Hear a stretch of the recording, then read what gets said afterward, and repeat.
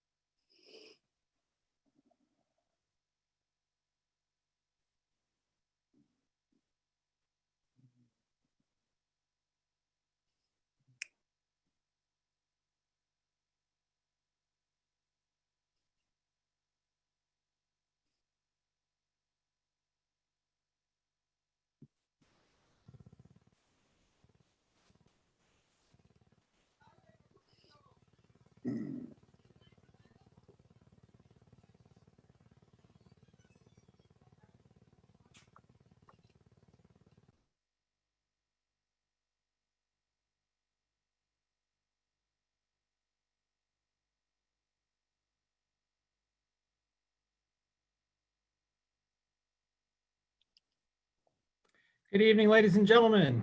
It's the appointed hour of 8 o'clock. Welcome to the June 18 edition of the Lexington City Council. Glad that all of you who are with us on Zoom and also on Facebook Live. And for a housekeeping point of reference, folks that are on Facebook Live, if you have some Facebook chat or communications, Janie, our council clerk, is monitoring that. We don't see those messages or get those until later. Janie will address anything that she possibly can or pass along, but just so that you know how we're operating at this point. So with that and the meeting called to order, I'd ask for you all to join me in the Pledge of Allegiance. I pledge allegiance to the flag of the United States of America and to the republic for which it stands, one nation under God, indivisible, with liberty and justice for all. Thank you all. The fun things with video and Zooming. Next is consideration of the agenda. Did want to add a closed session and ask to be a closed session to be added pursuant to Code Section 2.2-3711A1 of the Code of Virginia, and for the purpose of discussing the performance of the city manager. So if you'll add that to your agenda, and we'll come under that piece of business. Are there any other items or issues on the for the agenda? Hearing none, with no objections, we'll accept it as with that modification of adding the closed session. Next, I'd like to take a point of personal privilege. Not exactly a proclamation, but I did want to pause and recognize that Thursday, June 18th, does represent the last official council meeting for our finance director, Gary Swank. Gary, I won't belabor the point, but thank you for your time. Thank you for your talents. And most importantly, thank you for your teamwork in training up Jake and training us all up over these past several months when you were supposed to retire last November, and faithfully and dutifully stayed on and got us through the budget last month. So thank you, job well done. And I think you get Friday off, but you're still here through the end of the month.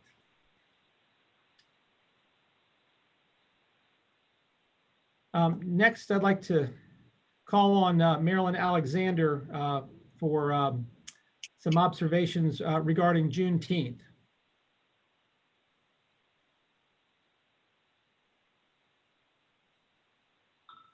Can you hear me, Marilyn?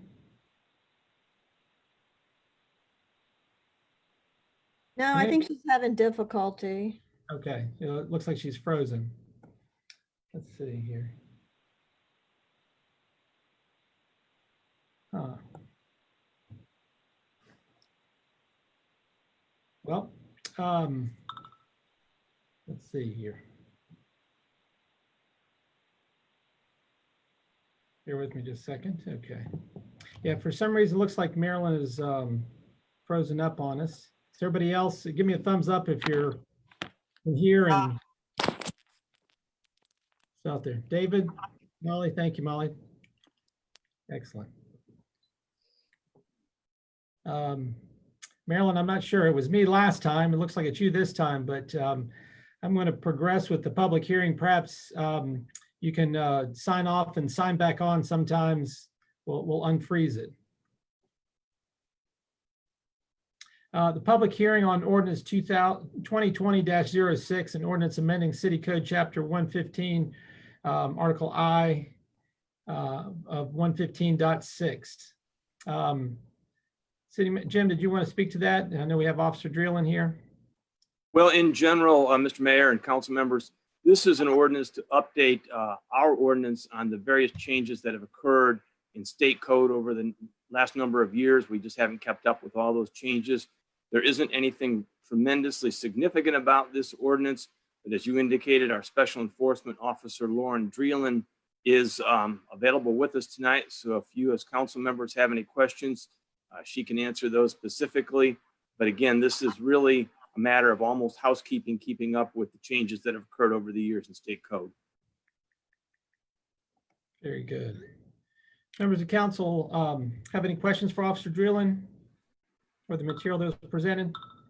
I just have one. I was just curious if Officer Dreeland, are you aware of any dogs in Lexington that are currently designated as dangerous? I'm just curious. We only have one dog that's designated as a dangerous dog, and that dog was actually designated quite some time ago. I have to go through every year, make sure that they are following the requirements to keep the dog. Otherwise, it would have to be humanely euthanized.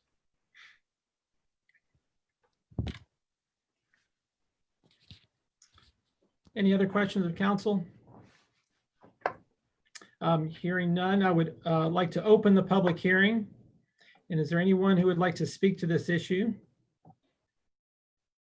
And Janie, I'm not aware of anybody that had written in or notified you.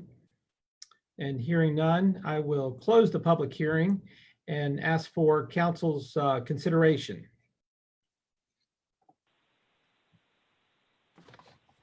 Make a motion that we approve ordinance 2020-06, an ordinance amending chapter 115 of our code dealing with dangerous or vicious animals. Second. Thank you, David. Dennis with a second. Any further discussion? Hearing none, all in favor signify by saying aye. Aye. Opposed? Motion carries. Next is consideration of minutes. You received the minutes in your packet. Are there any additions, corrections, or thoughts on those? Hearing none, unless there's an objection, we'll accept those as presented, approved as presented. Marilyn, you froze up, but you're back and better than ever. Yes, I'm back. Let me please call on you to address and educate us on Juneteenth, please. Juneteenth. Well, this has certainly been an unprecedented week, to say the least. From the enhancement of racial awareness, the Supreme Court rulings for LGBTQ rights and DACA rights, most recently. In addition, Virginia boldly announced its recognition of Juneteenth as a holiday for state agencies. So as a result, cities all over Virginia are following that lead. So many thanks and our gratitude to our city manager, Jim Hallis, who did not hesitate to include Lexington in this historic observance. When friends and strangers have quietly asked me, so what is this Juneteenth? I'm overjoyed to finally be able to share such a significant event in our history of America, because it's not just our Black history, it's America's history. Although the Emancipation Proclamation was signed by President Lincoln in 1863, it was not until June 19th, 1865, that slaves in Galveston, Texas, were told the news about their freedom that they had had for over 2 years and didn't even know it. They were among the last of the slaves to be told. Who would have known that this wave of change would occur that we see today? As the popular Dr. King quote says, the time is always right to do what is right. And I have lived a lifetime to witness the type of movement in our country being witnessed today, and here we are. So this is our first recognition of Juneteenth. So we have a year now to determine how Lexington will celebrate it beginning Saturday, June 19th, 2021.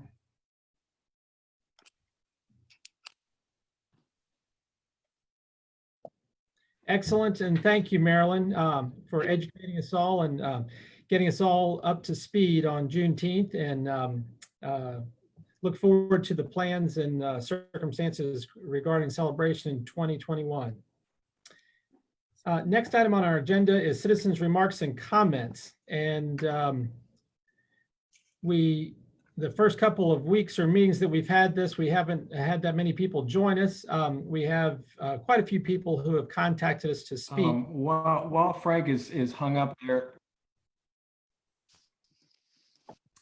I was going to recommend, I'm going to turn off my video, and I might recommend that to other members of council to see if maybe shutting down video would. Have I frozen up? No, just Dennis. Is Dennis? Well, I'll try again. Citizens' remarks and comments. Time to time, we have quite a few people join us, and we certainly have several people that have contacted us this evening, and want to work to recognize everyone. And but it may take a little time, or bear with us as we sort through technology and different locations. My ambition would be to call on folks that have signed up first, and then we'll go into some written comments from citizens. So first, public comment.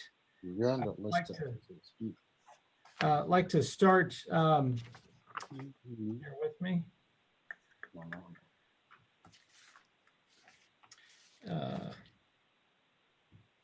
Call first on Robin LeBlanc.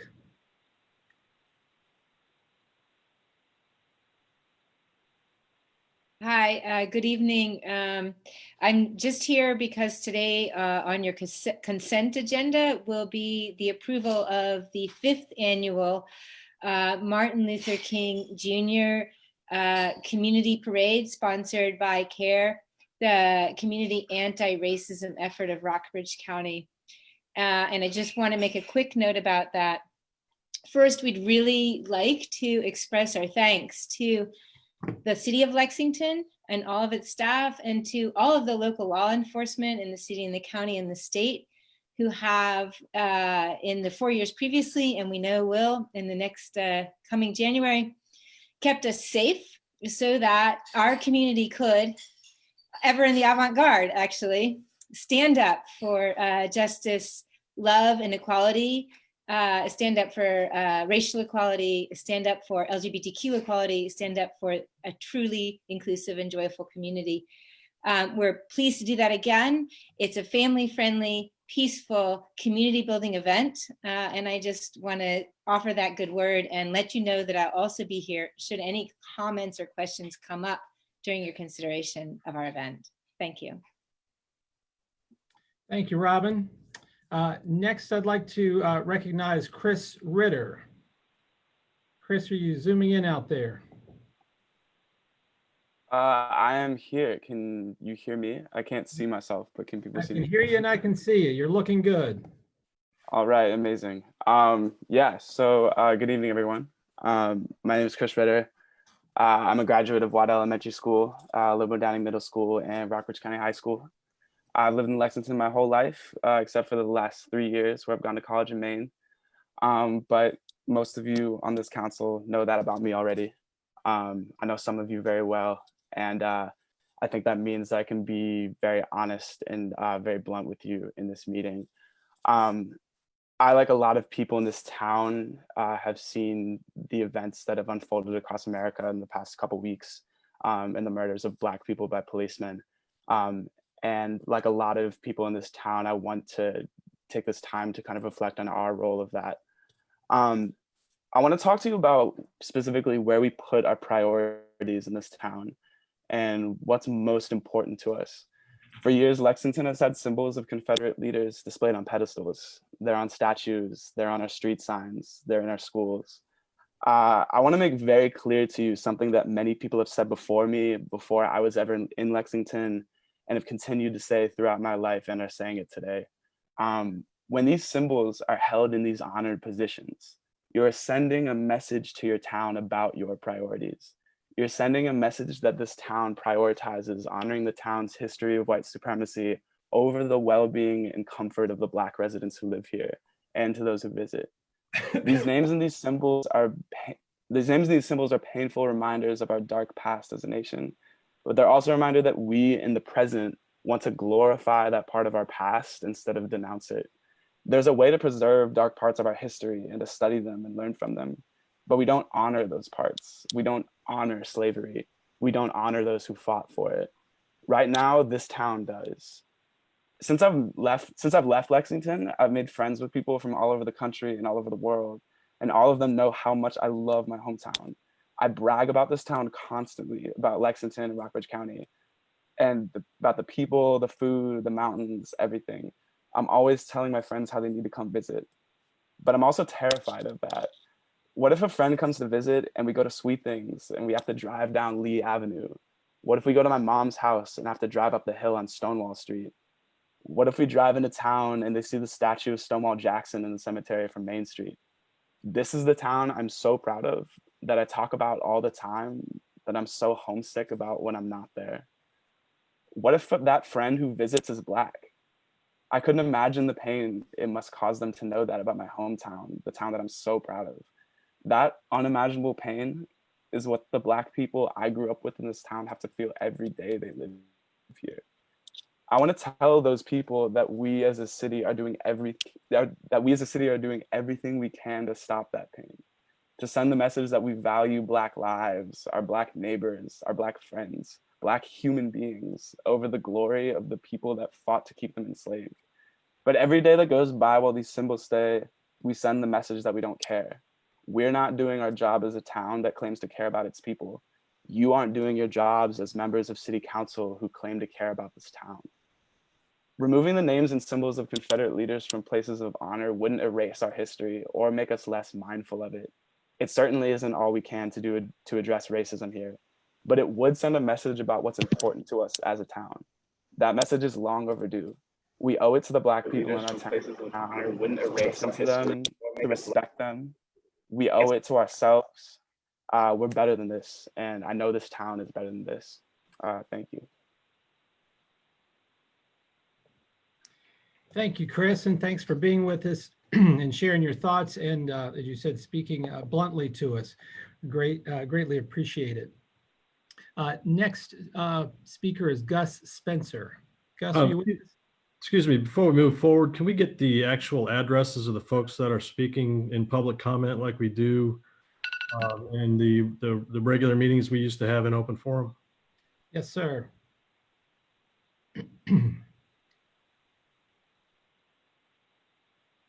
Hello, everybody. My name is Gus Spencer. I'm a Lexington native. I've lived here all my life. I attended Lilburn Downing Middle School. I went through the county elementary school and I went through the Rockbridge County High School as well. I just have a few short thoughts I would like to share with you, and I'll keep it brief. I strongly feel that we need to reform the way we teach children about race and the history of racial injustice in our schools. There is no question that our history curriculum focuses far too greatly on the Civil War, Robert E. Lee, and Stonewall Jackson, while failing to adequately cover the painful history of race in this country. I learned a great deal about the Confederacy in elementary school, but did not understand the true atrocity of the Ku Klux Klan or the Tulsa race riots until I learned about them on my own at a much older age. Subjects like these were covered in school, but very briefly and woefully inadequately. This is unacceptable. I also feel that we must cease the glorification of Confederate war generals in Lexington's public spaces. I'm calling on the city of Lexington to denounce the name of Stonewall Jackson Hospital, Stonewall Jackson Cemetery, and all the names of buildings and streets within the city limits that seek to glorify who these men were. This includes the name of Washington Lee University. We must also take down the many statues of these men that are found throughout the city. The statue of Jackson in the cemetery and at VMI, to name only a few. And that's all. Thank you. And do you need me to say my address in front of everybody? Please. Okay. It's 403 Honeysuckle Hill, Lexington, Virginia, 24450. Perfect. Gus, thanks for being with us and thanks for sharing your thoughts. Great. Thank you. Next, I'd like to call on Musa Kamara. And Musa, if you could state your name and address for the record, please.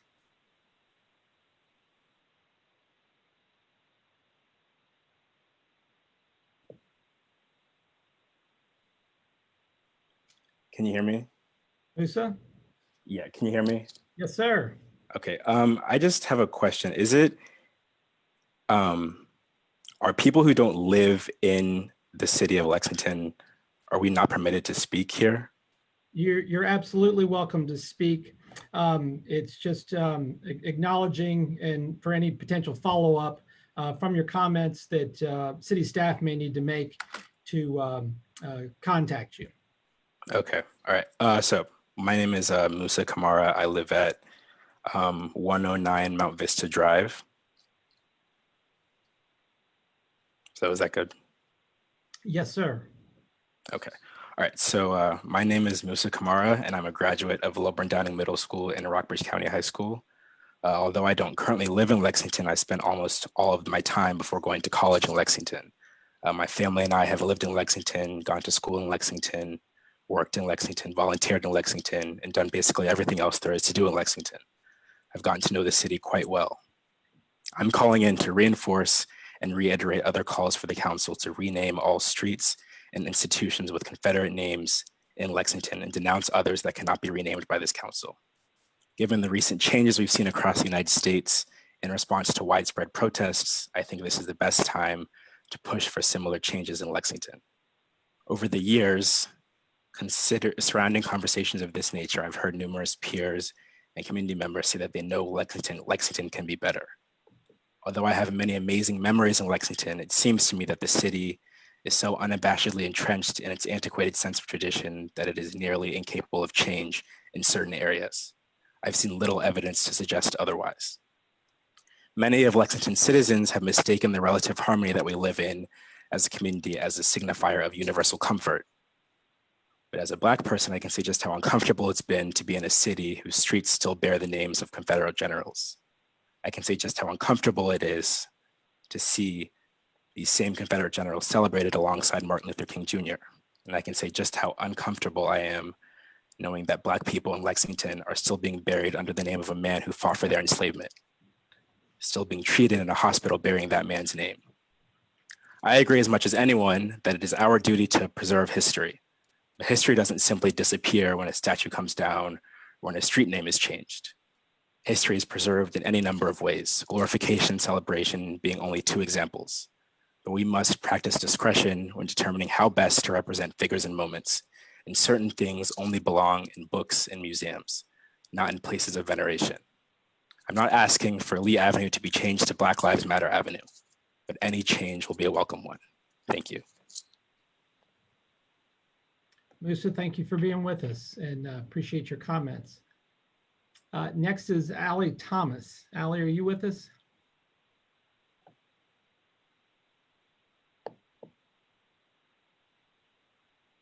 I didn't see her name under the participants,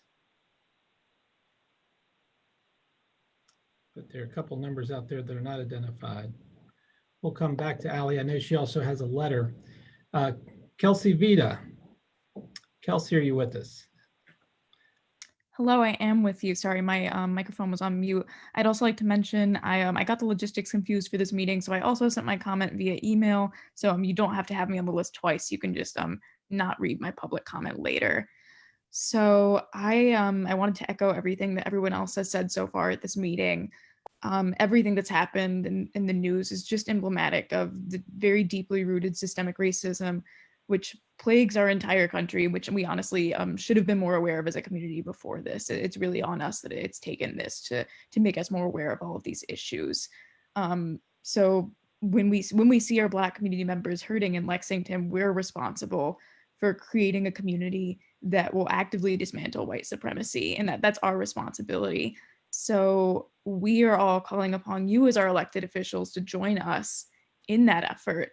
So symbolically, this starts by renaming Lexington fixtures that are named after Confederates and enslavers, such as, just examples, Stonewall Jackson Memorial Cemetery, Jackson Avenue, Stonewall Street, and Lee Avenue. But that's just symbolic action, and that's really a first step. So going forward, we really need to invest in policies and programs that are going to empower Black members of our community. And that's what this moment demands of us. So my hope is that by the next city council meeting, when we're here again, you all will have some sort of plan or response for the community that addresses the removal and renaming of Confederate fixtures in Lexington.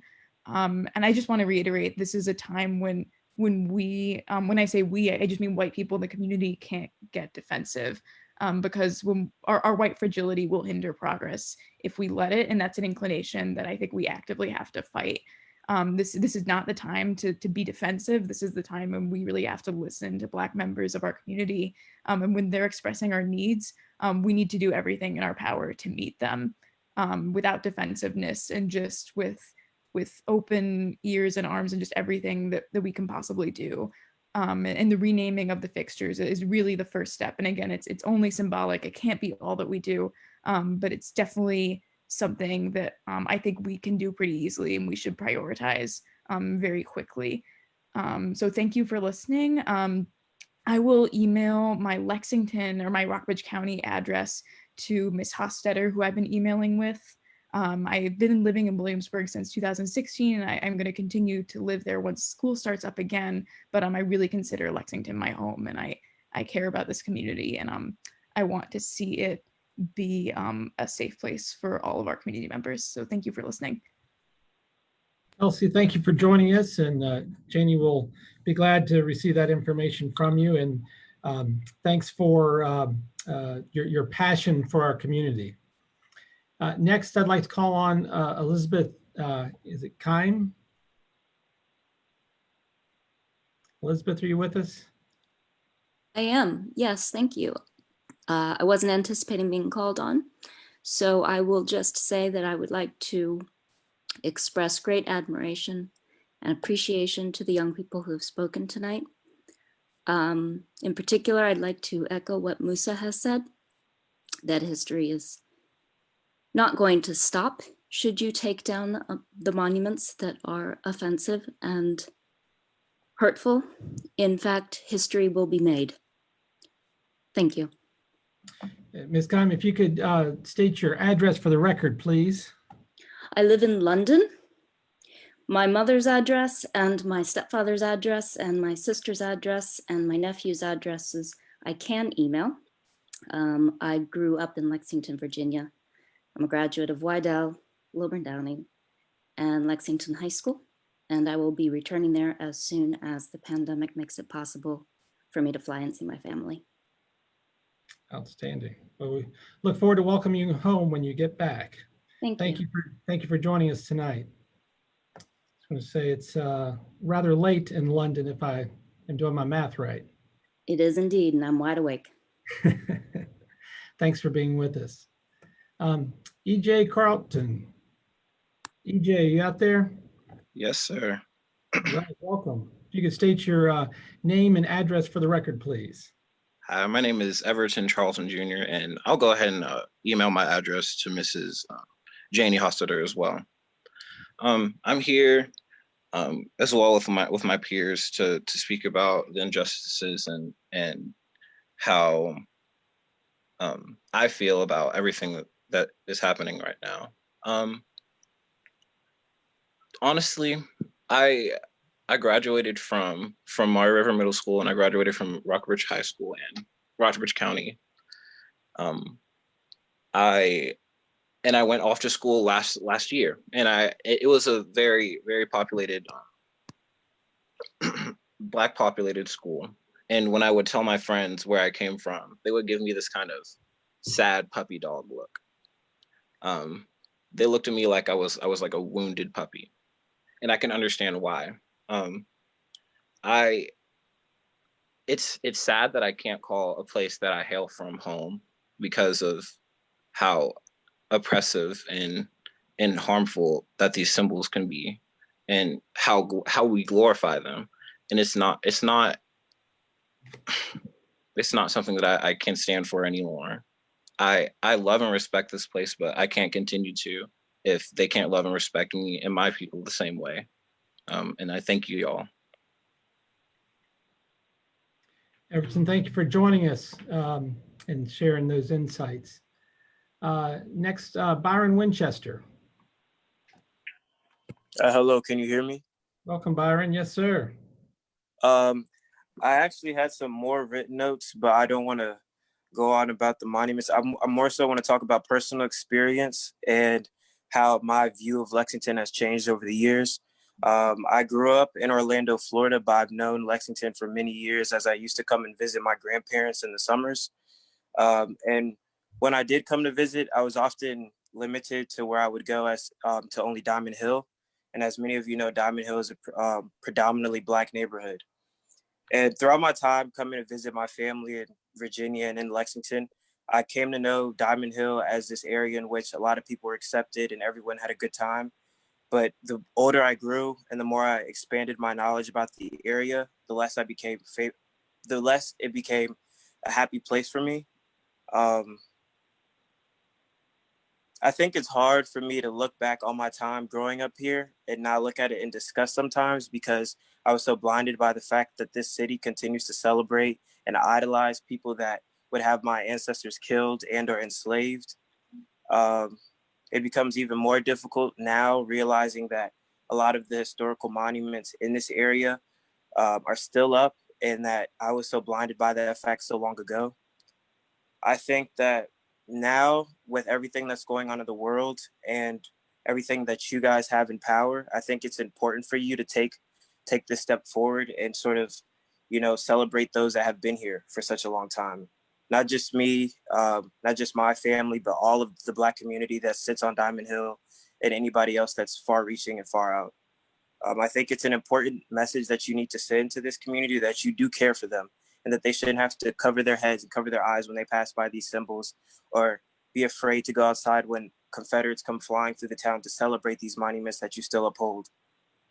I think another thing that you guys could take, with a leap of faith, not a leap of faith, but I think something that you should stand by is something that Mayor Frank Friedman spoke about over a week ago at a protest held at Richardson Park, also within Diamond Hill. And that is that you guys will continue to fight against inequality and injustice. He said that on behalf of the city council, and I expect that you guys uphold that promise. And by doing so, I expect that you also listen to the rest of my peers by removing these statues and these symbols that, radiate so much hate in this community. Thank you. Byron, if you could share your address for the record. And, I'll email it to Janie Hofstetter, if that's okay.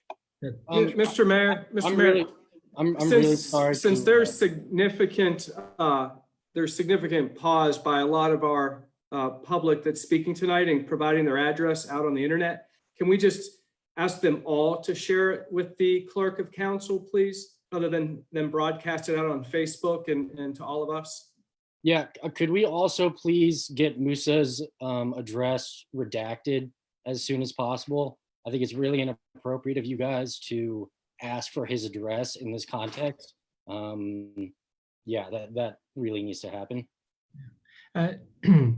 I'll ask the city attorney to weigh in on our process, and it's part of our normal circumstance of anyone that's coming to make right, right, but your process is could be putting him in danger. So how about you think about that?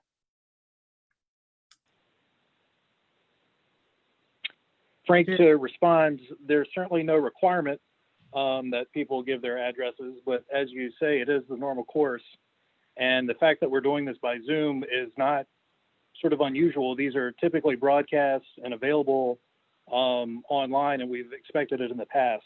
So completely up to council, but it is past practice, and this is not the first time that, or an unusual circumstance that it would be publicly available wider than just in the cafeteria at the elementary school.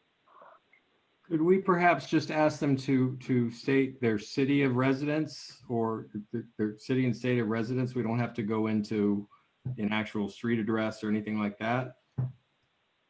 That's fine by me. I would suggest all of these folks emailed in to Janie, so we do have some record when we're in person. Somebody walks in, we need some record of knowing who came and a way to follow up. And certainly, Eli, I respect your observation, and our ambition is not to put anyone in harm's way or create any difficulties for anyone. But since we do have everyone's email address, we're fine with that. That should suffice for any follow-up, because many of you, I anticipate a lot of the follow-up from this and from your comments will be widespread from actions of council, will be reported in the press as well. So, but point well taken. And Byron, thank you for being with us and for sharing your experiences in Lexington. Next speaker is Harrison Branner. Hi, everyone. Can you hear me all right? Yes, sir. Thanks for being with us. Thank you for having me. And thank you for making that note about the addresses. I'll be emailing mine to Jenny Hostetter. I'm last, I think, on the public comments for speaking in person, so I'll keep it short and informal. I'm Lexington, born and raised, went to Wydell, LDMS, Rockwood County High School. I'm basically here just to echo the comments that have been made tonight and strongly urge the City Council to make this a priority moving forward. And also just to offer some words to think about when you're having these conversations, as I know you will be in your coming meetings. You know, I've been in Lexington for 20 years. I've seen this conversation about the Confederate symbols play out so many times. And I think a lot of times it becomes just us white people talking to each other about the meaning of these statues. And I would certainly consider the council to think about this, not a choice about the meaning of these statues and these names, but a choice between choosing the living members of our community over these physical edifices. And think about what Lexington really is. Is it a living community of the actual people, or is it these statues and streets? So thank you very much for having us. And yeah, thank you. Thank you, Harrison, and glad you're home, and hope you're enjoying being back in Lexington. We have several folks that wrote in on a different topic. I'm going to start with a letter from Gail McLeod. She writes, Mayor and City Council members, I'm concerned about what I heard at the May 21st Lexington City Council work session, where the Washington Lee architects shared plans for significant changes to Washington Street and Lee Avenue near campus. He mentioned that these changes are part of a university plan update that creates a new campus gateway on Lee Avenue, including a new admissions building, meeting venue, parking structure, and more. The university has asked you to approve significant changes to city streets without consideration of the whole plan. But street changes can't be separated from the land use changes, which can't be separated from design/visual considerations. They are all part of an interrelated whole, as illustrated by this partial list of serious flaws in the concept. A high traffic visitor admission center and 400-seat meeting venue in a location that lacks parking. A new 150-space parking structure proposal that does not accommodate the demand generated by the new buildings/uses, and the parking structure location has serious visual design and historic district intrusion issues. C, significant impacts on traffic flow and access for area residents, excuse me. D, direct and indirect impacts on downtown businesses, traffic jams caused by rerouting traffic to Nelson, and on-street parking spaces occupied by university visitors and meeting attendees. Continuing a piecemeal approach to council consideration of the university's plan is problematic. It likely means that 6 months from now, when the full plan is submitted for city approval, the bits and pieces will have already received conceptual approval, and it will be a fait accompli. What's needed? The city should step backward. No piecemeal approvals. Meet with the university president and architect. Obtain community input. Shine a light on the whole project. Have a more complete understanding of the whole before considering the pieces. Clearly advise the university that ultimate approval is not guaranteed, even if there are cordial discussions of various elements. The issues listed above might in fact be fatal flaws. Thank you for consideration of my comments.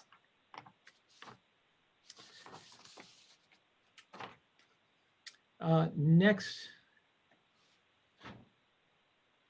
I'd like to call on and begin the reading the public comments that have been submitted via email, and call on Marilyn Alexander first.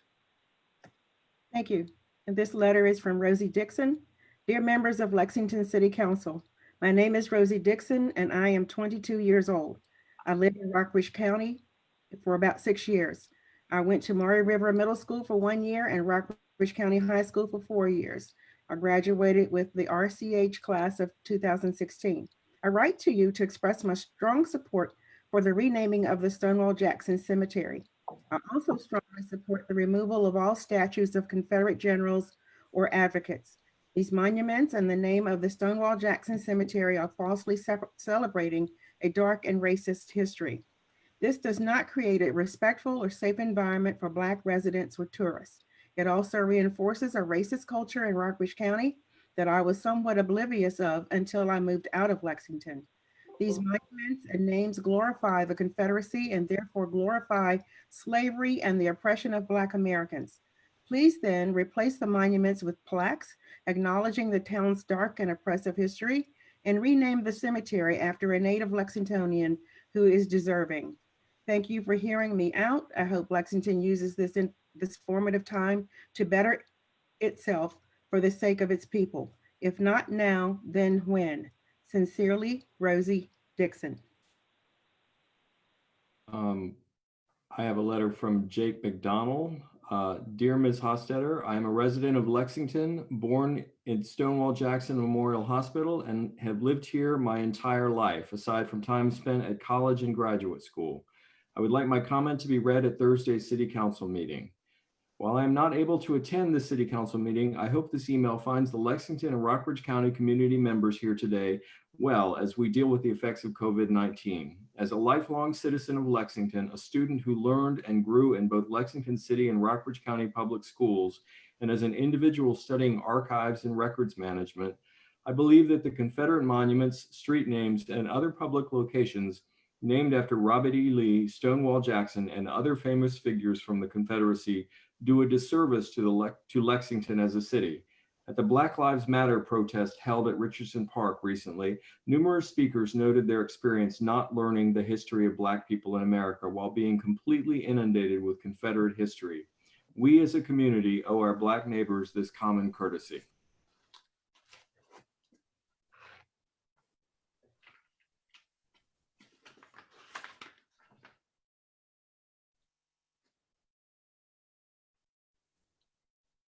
Unmute. You need to unmute. Thank you, ma'am. Halfway there. Thank you, Leslie. Reading from Malin Stewart. My name is Malin Stewart. I am a 22-year-old student at VCU now who grew up in Lexington for the first 18 years of my life. I'm writing in support of the Stonewall Jackson Cemetery. I'm now living in Richmond, a vibrant community that has a lot of the same faults as Lexington when it comes to dragging itself out of the shadows of its past.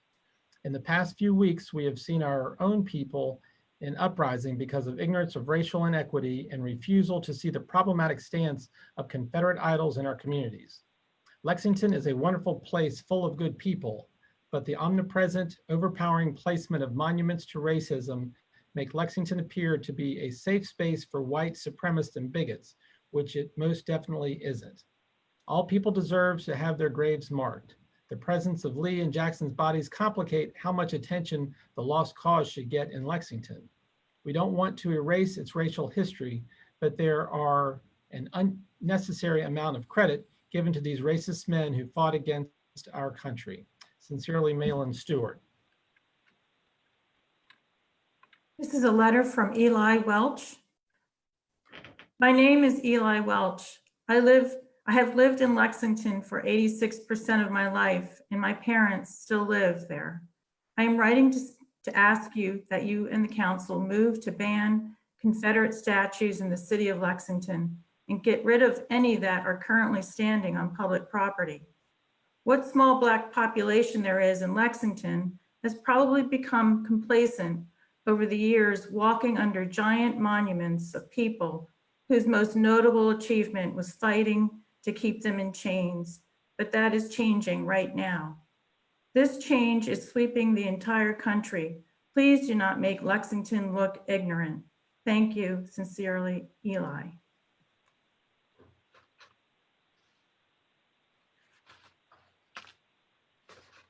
Reading an email from Jacqueline Arnold. My name is Jacqueline Arnold, and I was born and raised in Lexington. I am currently back in Lexington attending law school at Washington and Lee. Lexington has a unique and intense tie to the Civil War, something I never realized the impact of growing up. I knew it was a hotspot for Civil War enthusiasts, but I never considered the psychological impact that living in a town celebrating the history of the Civil War would have on Black residents and residents of color. It also does not take much to see the lack of diversity in Lexington, and I can't help but think there is a relation between the two. I do not think Lexington needs to eradicate itself of this history. History is important so that we can look back on mistakes and grow and learn so that those same mistakes are not repeated. But what Lexington does wrong is that it seems to glorify these Civil War leaders, and that has made it so that we seem to be a town that celebrates this problematic history. This is evident in the annual Lee Jackson Day celebration, where dozens of individuals dress in Confederate garb and sport Confederate flags. Not to mention that this falls on the same weekend as Martin Luther King Jr. Day. Can you imagine what it would feel like to be a Black person or person of color trying to celebrate Martin Luther King and instead being met with individuals who seem to celebrate the idea of going back to a time when you were enslaved? As a white woman, I can't imagine it, but I think it is time we all start envisioning the effects our town's history has on minorities. There are few places that one can look without seeing a Confederate soldier memorialized. Stonewall Jackson Hospital, Lee Chapel, R.E. Lee Hotel, etc., not to mention the street names that mirror this attitude.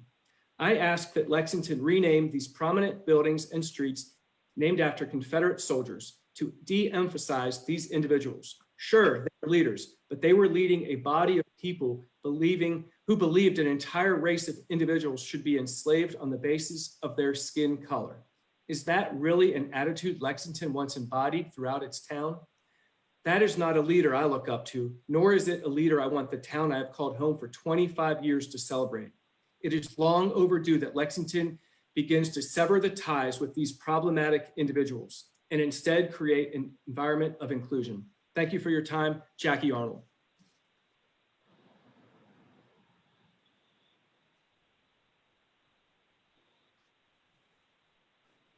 Excuse me. Hello all, my name is Johnny Drejos, and my home has been in Rockbridge County since before I was old enough to attend public school. This community has allowed me to grow so much, and I would not have had so much success and happiness if it were not for the connections and realizations I have made during my time here. With that being said, I recognize that not all of my neighbors are given the same opportunities and support that I myself have been given. I write this comment to urge the city to take both immediate and comprehensive steps aimed towards lifting up our Black community. In particular, I beg the city to confront its twisted and tangled history with former slave owners and Confederate generals who we have glorified for far too long.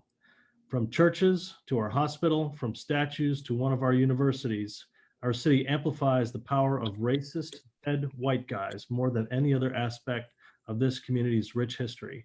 One cannot even walk through a town without crossing streets that shout their names. Please rename these streets. Let the community know that racism and oppression will not be tolerated. This is a mere baby step in the midst of all change that is necessary to ensure true equality. Show us that you care.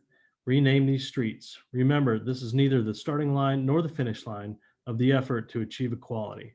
Thank you for taking the time to read this. Sincerely, Johnny Dress. I have a letter from Caitlin Whitesell. Hello, I hope you are doing well on this rainy week. I am Caitlin Whitesell, alumna from Rockbridge County High School, still living in Lexington after recently graduating from William & Mary. I'm writing to you today to discuss an important issue that Lexington needs to address: the racism represented in the face of our city as we continue to uphold statues in commemoration of racist individuals without acknowledging the harm that this causes to our communities. I have felt joy as I have seen Lexington shift to MLK parades where Lee Jackson Day rallies used to stand alone. And I want to help motivate the city to continue pushing forward for more representation of Black people and less representation of people who enslaved fellow humans and supported slavery in our city's past. A few ways to push for a safer city for Black lives includes the following. 1, we must change the names of Stonewall Jackson Memorial Cemetery, Jackson Avenue, Lee Avenue, and Stonewall Street. Naming streets and landmarks after perpetrators of the enslavement of Black people cannot be tolerated. By removing these names and replacing them, we can begin to move forward as a city that will not tolerate the glorification of historic figures who supported slavery and racism against Black people. 2, we must denounce those names and statues that are privately owned in Lexington. Examples of these include the Stonewall Jackson Memorial Hospital and the Confederate names and statues on VMI and W&L campuses and in the Stonewall Jackson Cemetery. Although government action may not allow the removal of these names and statues by the city of Lexington, Lexington must make a clear stance that these statues should be removed from public display. Again, we cannot allow for the glorification of racism in Lexington. The Confederacy is not a symbol of heritage. It lasted only a few years. Instead, it represents racism and hatred, which should not be tolerated anywhere. These concerns are just a few of the many concerns I have as a Lexington citizen as I learn more about the oppression that Black people face with the rise of media attention for Black Lives Matters. In order to feel pride in my hometown and what it represents, and in order to consider returning long-term, I must see these symbols of oppression towards Black people removed.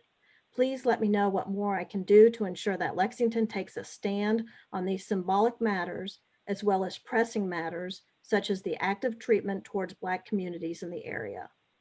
Thank you for your time and reading my comments. I hope that they can be addressed at tomorrow night's City Council meeting. Sincerely, Caitlin Weitzel.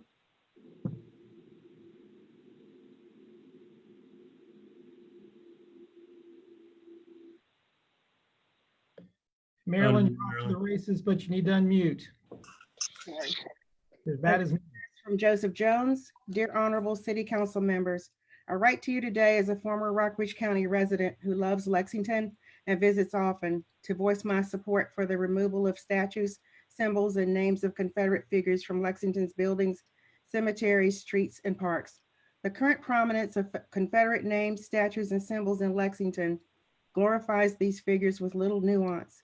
It makes many of our community's Black friends, family, college students, and tourists feel unsafe, uncomfortable, and unwelcome. As a community, it is past due that we ensure that our Black members feel safe and respected. It is their community. This should be one step in that process. I respectfully ask that the Lexington City Council reconsider how Lexington memorializes and remembers its history. The removal of Confederate figures does not erase Lexington's history. We should remember our history, even the darkest aspects of it, and learn from it. Lexington has a tremendous opportunity to continue to highlight Lexington's history in a better and more nuanced way. Let's take down the statue of Lee and Jackson and rename our streets and buildings after other prominent Lexington figures. Let's work with our universities and communities historians to tell us more nuanced and fair history of Lexington and all of its inhabitants, including Lee and Jackson, on placards throughout the city. This type of action by Lexington City Council is not unprecedented. I remember during my senior year of high school, when Lexington City Council listened to the community's calls to ban any flag other than the official city, state, or national flag from being flown on city flagpoles. This ban prevented the Confederate flag from being flown in prominence throughout the city for Lee Jackson Day. I also remember the backlash from pro-Confederate groups like the Virginia Flaggers and their protests and threats of boycott. I know that this type of backlash, among other considerations, may make this a difficult step for you to take. However, I do hope that you will all also consider the moment we are in and consider this to be the right thing to do to improve our community. You have the power to make Lexington an example of how cities throughout the country can deal with complicated historical periods and figures without alienating many of its residents. Thank you for your consideration and for your service to our community. Sincerely, Joseph Jones. I have a letter from Josette Carraza. Dear members of the Lexington City Council, my name is Josette Carraza. I'm 22 years old and I have lived in Lexington for 16 years. Last month, I graduated from Washington and Lee University. I write to you to express my support for the renaming of Stonewall Jackson Cemetery. We cannot continue to venerate slavers and Confederate generals during this time of massive reform in America. I believe it is more than adequate to devote museum space to exploring the life and morals of Jackson. No citizen of Lexington should feel uneasy or unsafe by passing a cemetery named after him. It is time to take a long, hard look at Lexington's glorification of its dark history. Ultimately, I hope that the Lexington City Council will decide to rename the cemetery and remove all Confederate statues and symbols. We must create a safe and supportive community for all city members, especially those of color. Sincerely, Josette Corazza.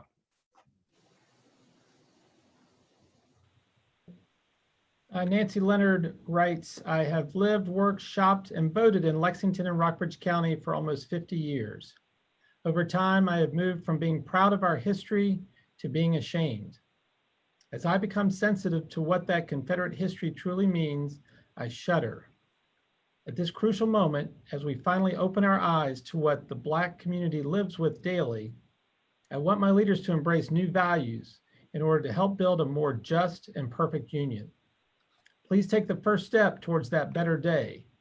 Rename our public places to reflect a society in which all citizens have value. For years, I've been conflicted over whether to admire our town's historic past or to be embarrassed by it. In their time, many slave owners and Civil War leaders were equally conflicted.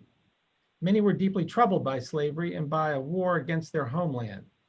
Still, these moral men chose to join that war, which would not only perpetuate slavery, but also bring to an end the great constitutional experiment whose premise was that all men are created equal. I cannot put myself back in time and into their shoes.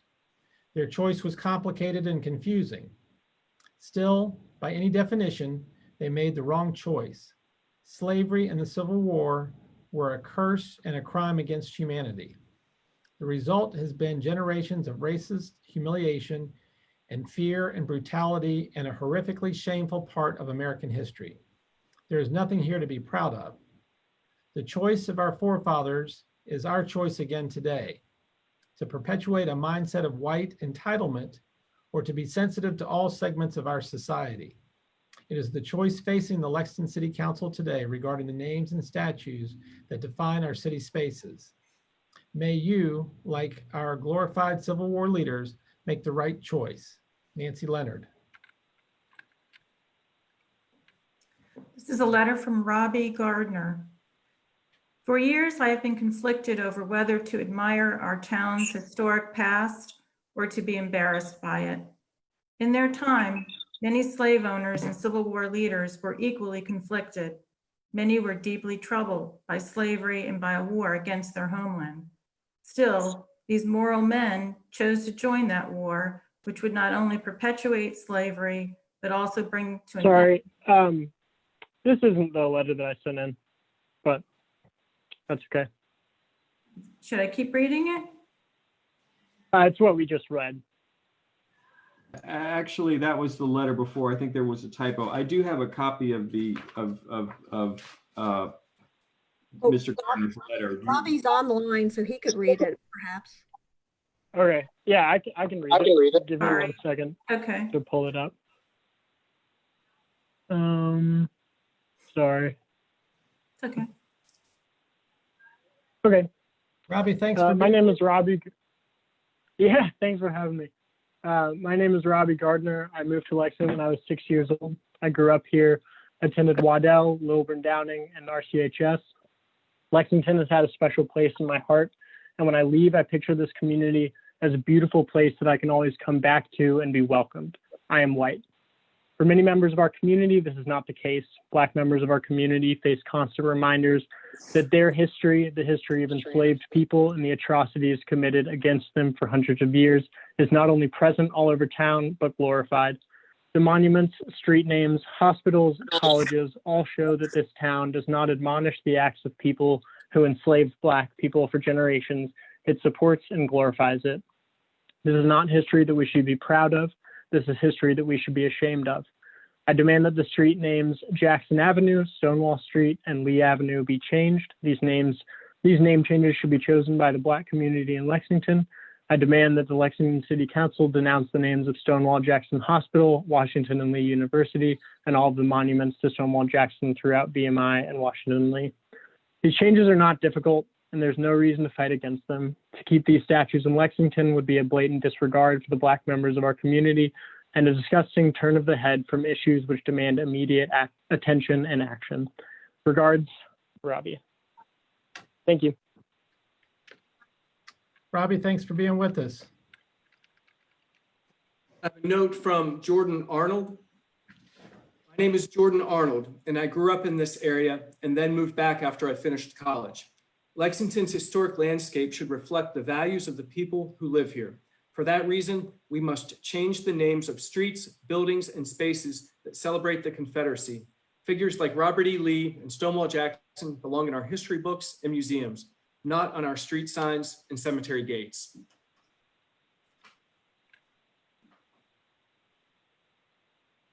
My name is Sophia Carazza. I grew up in Lexington and now attend W&L here. I grew up seeing examples of Lexington's Confederate and racist history everywhere. I was taught in Rockbridge County schools that people like Stonewall Jackson and Robert E. Lee were to be honored as leaders during the Civil War. I was taught that these figures were a part of Virginia and Lexington's history, and that although they fought on the Confederate side, they were heroes for leading the people. It was not stressed that these men had been fighting against abolition and for the right to keep owning slaves. Never was a discussion had or a lesson taught that described Jackson and Lee as slave-owning opposers of racial equality. Not only did my education reflect Lexington's views on the historical figures associated with the city, but so did names and symbols throughout the area that I was exposed to. Stonewall Jackson Carilion Hospital, the only hospital in the area, is named after Stonewall Jackson. So is the cemetery on Main Street that greets people as they drive into town. Names of streets, buildings, areas in Lexington, Virginia honor men who fought on the wrong side. For too long, Lexington has glorified the namesakes of Jackson and Lee and continued to support the use of their names and images in town. Lexington needs to finally start taking steps in the right direction by renaming the hospital, the cemetery, and numerous street names, as well as removing all statues and symbols that support Confederate leaders. I grew up surrounded by Confederate propaganda, but that does not mean future children must. Lexington has a responsibility to stop supporting and glorifying its racist history and start owning up to it. As a student now attending W&L, I would also like to see the city of Lexington support W&L and VMI in making the same changes to their handling of racist history. The city of Lexington should start taking these steps and encourage W&L and VMI policymakers to do the same. Both Lexington and the institutions of higher learning here need to be held accountable for their past inaction and need to take the right steps toward removing glorifications of racist people. Mr. Mayor, I'll just note that Oshani's participating in the call, so she might want to read her letter. But I have one from Ben Ritter. I am proud to be a Southerner. I am proud to be a Virginian. The city in which I was raised should act quickly in renaming buildings and street names that celebrate the Confederacy if I am to continue to feel that way. Letters. Joe Eversole. Yeah. Hey there, my name is Joe Eversole. I grew up here in Rockbridge County and spent all 4 years of high school living just off Main Street, a 30-second walk from Stonewall Jackson Cemetery.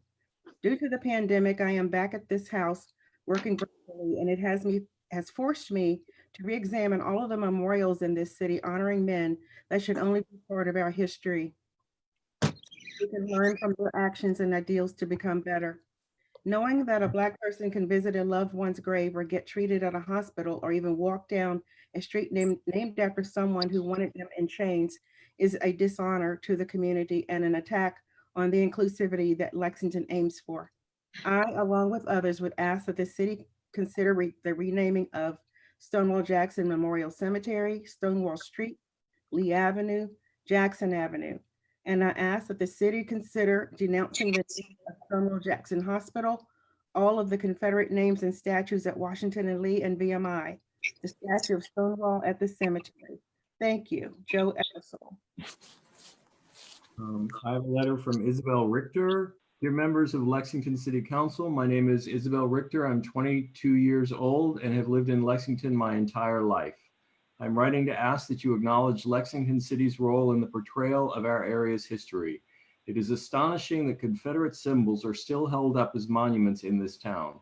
I implore you to rename the Stonewall Jackson Memorial Cemetery to remove Stonewall Jackson's name from that city landmark. As a resident of Stonewall, I also ask that you rename the Lexington City streets that bear Confederate names. I acknowledge that this will take hard work for residents like me who have had these addresses for years, but it is an embarrassment for our town to keep these symbols of support for the Confederacy rather than to take up this burden of changing our addresses. I also ask that you take action to address how all city-owned landmarks and streets are named moving forward to prevent this hurtful history from ever returning to represent our modern city. The truth of the matter is that white Lexington and Rockbridge County students are growing up with such a distorted view of history, one that completely undermines Black leadership and agency. It is wrong for any white member of council to sit idly by. In sincerity, Isabel Richter. Our next letter is from Hallie Klein. Hello, my name is Hallie Klein. I currently attend the University of Virginia, but Lexington is my home. I've lived here for the past 15 years. I thank you for taking time to read my comment. I write to you with a request that you have likely heard a few times today, but the reality is that so many members of the Lexington community have felt this way for a very long time. I'm asking that the City Council lead the effort to remove Confederate names from spaces such as streets, the cemetery, and the hospital, and that all Confederate statues in Lexington be removed as well. When this subject is addressed, many Lexington residents react with defensiveness. I know that these folks in this community who are protective of a certain definition of tradition. However, I hope that those listening to this message take a moment to examine if and why they feel personally protective of this tradition.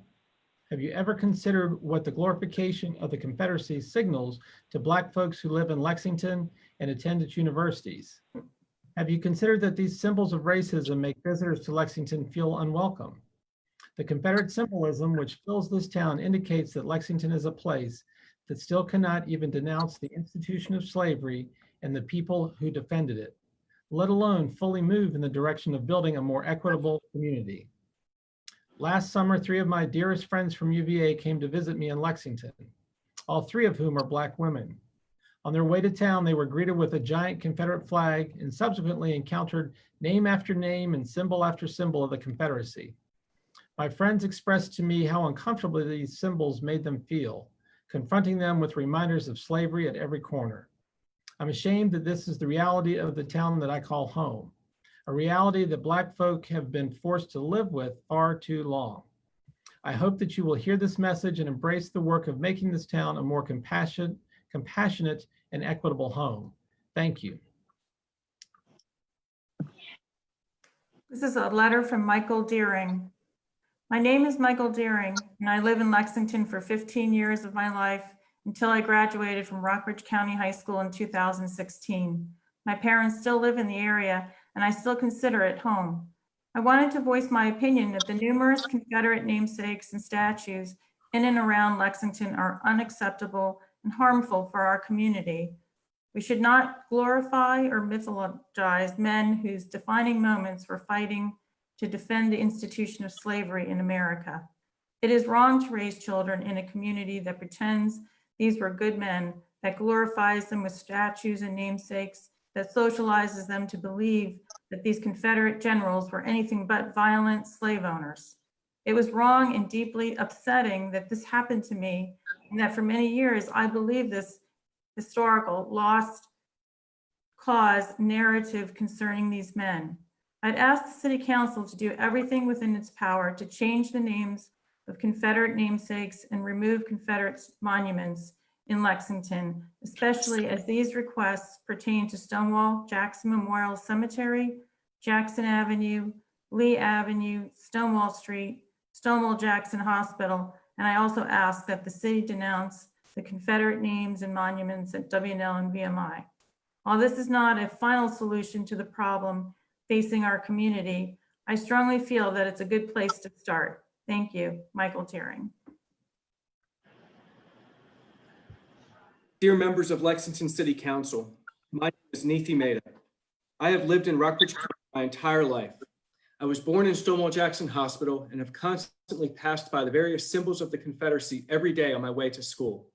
I am writing to ask for an acknowledgement of Lexington City's Confederate symbols all across the city. These are not only statues, but symbols that I have internalized as a celebration of white supremacy and therefore a disregard of safety and affirmation of my identity as a person of color in this town. I am also asking that the representation of these citywide symbols are no longer normalized moving forward in order to appreciate and respect our city's growing diverse culture and community. Lexington City kids and students are growing up with a biased view of history that blatantly disrespects Black perspective and leadership, and the continued representation of these statues, signs, and celebrations only further undermine Black agency. Sincerely, Neethi Mehta.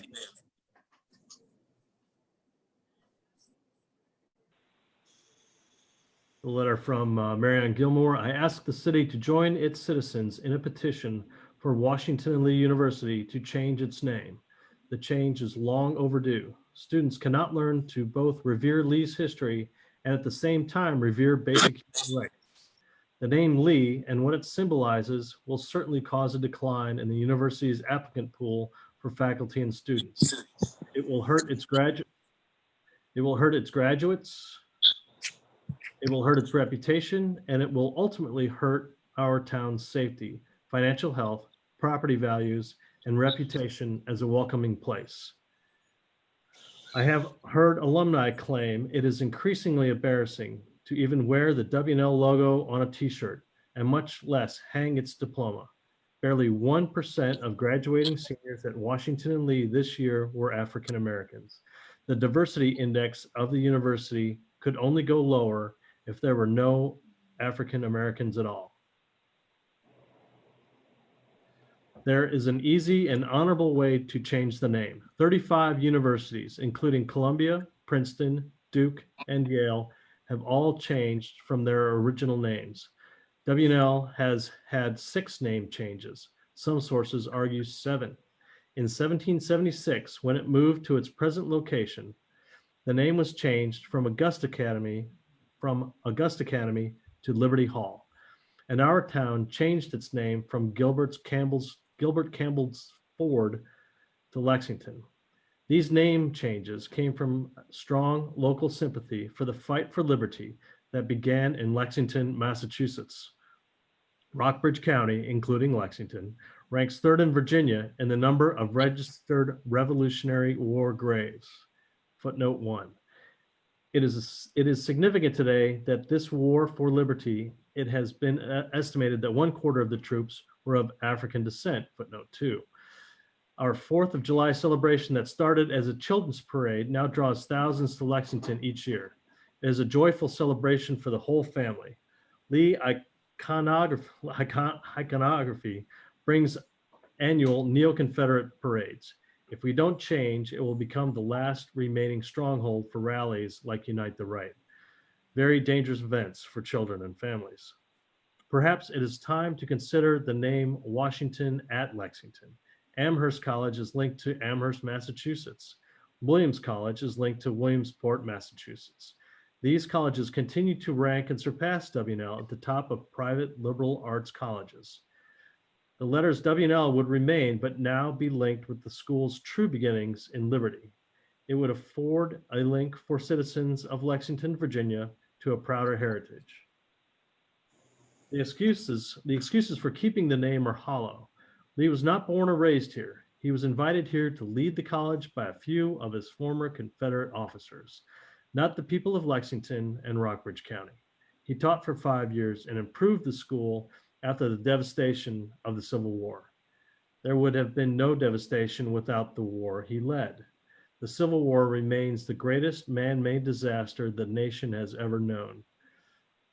Lee was granted mercy by Lincoln in an attempt to heal the nation.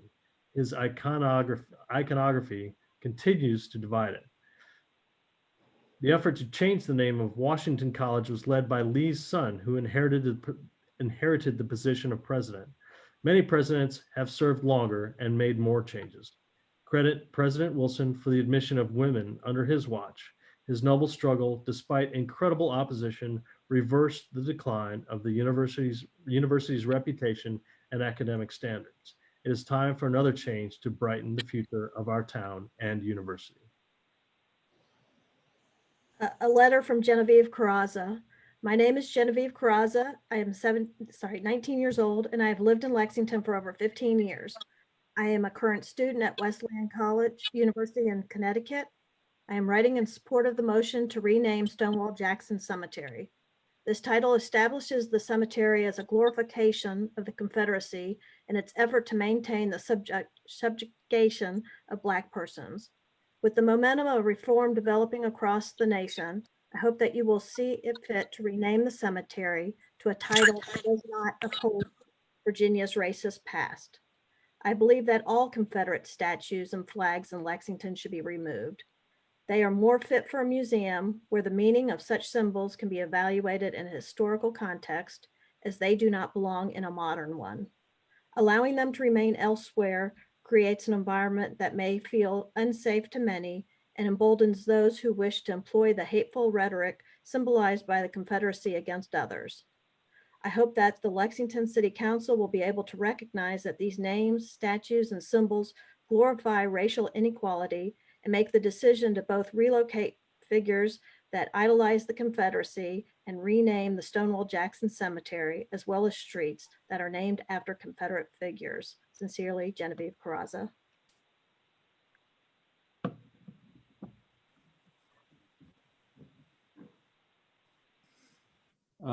I believe the next was from Isabel March. I spent the better part of my life living in rural Rockbridge County. I went to a middle school whose mascot was the Rebels. The memory of the Confederacy is ingrained deeply into the culture of our county and town, enforced by the presence of statues glorifying the Confederacy on display in Lexington. Though it will not change things all at once, removing these statues will be a start in changing the culture and perceptions of the residents of Lexington and Rockbridge. More importantly, Lexington needs to be a safe and welcoming place for its Black residents and visitors, and taking down these statues will hopefully be a step in the right direction. Shani, I think you're with us. If you'd like to present your letter. Yeah, I would. Thank you. Can everyone hear me okay? Yes, ma'am. Okay, great. Hi, everyone. My name's Oshani Basu Chaudhry, for those of you who haven't met me already. Although I currently attend college in Connecticut, I was born and raised in Lexington. This town is my home. I write to you today to repeat a request that has already been put forth by many of my fellow Lexington natives.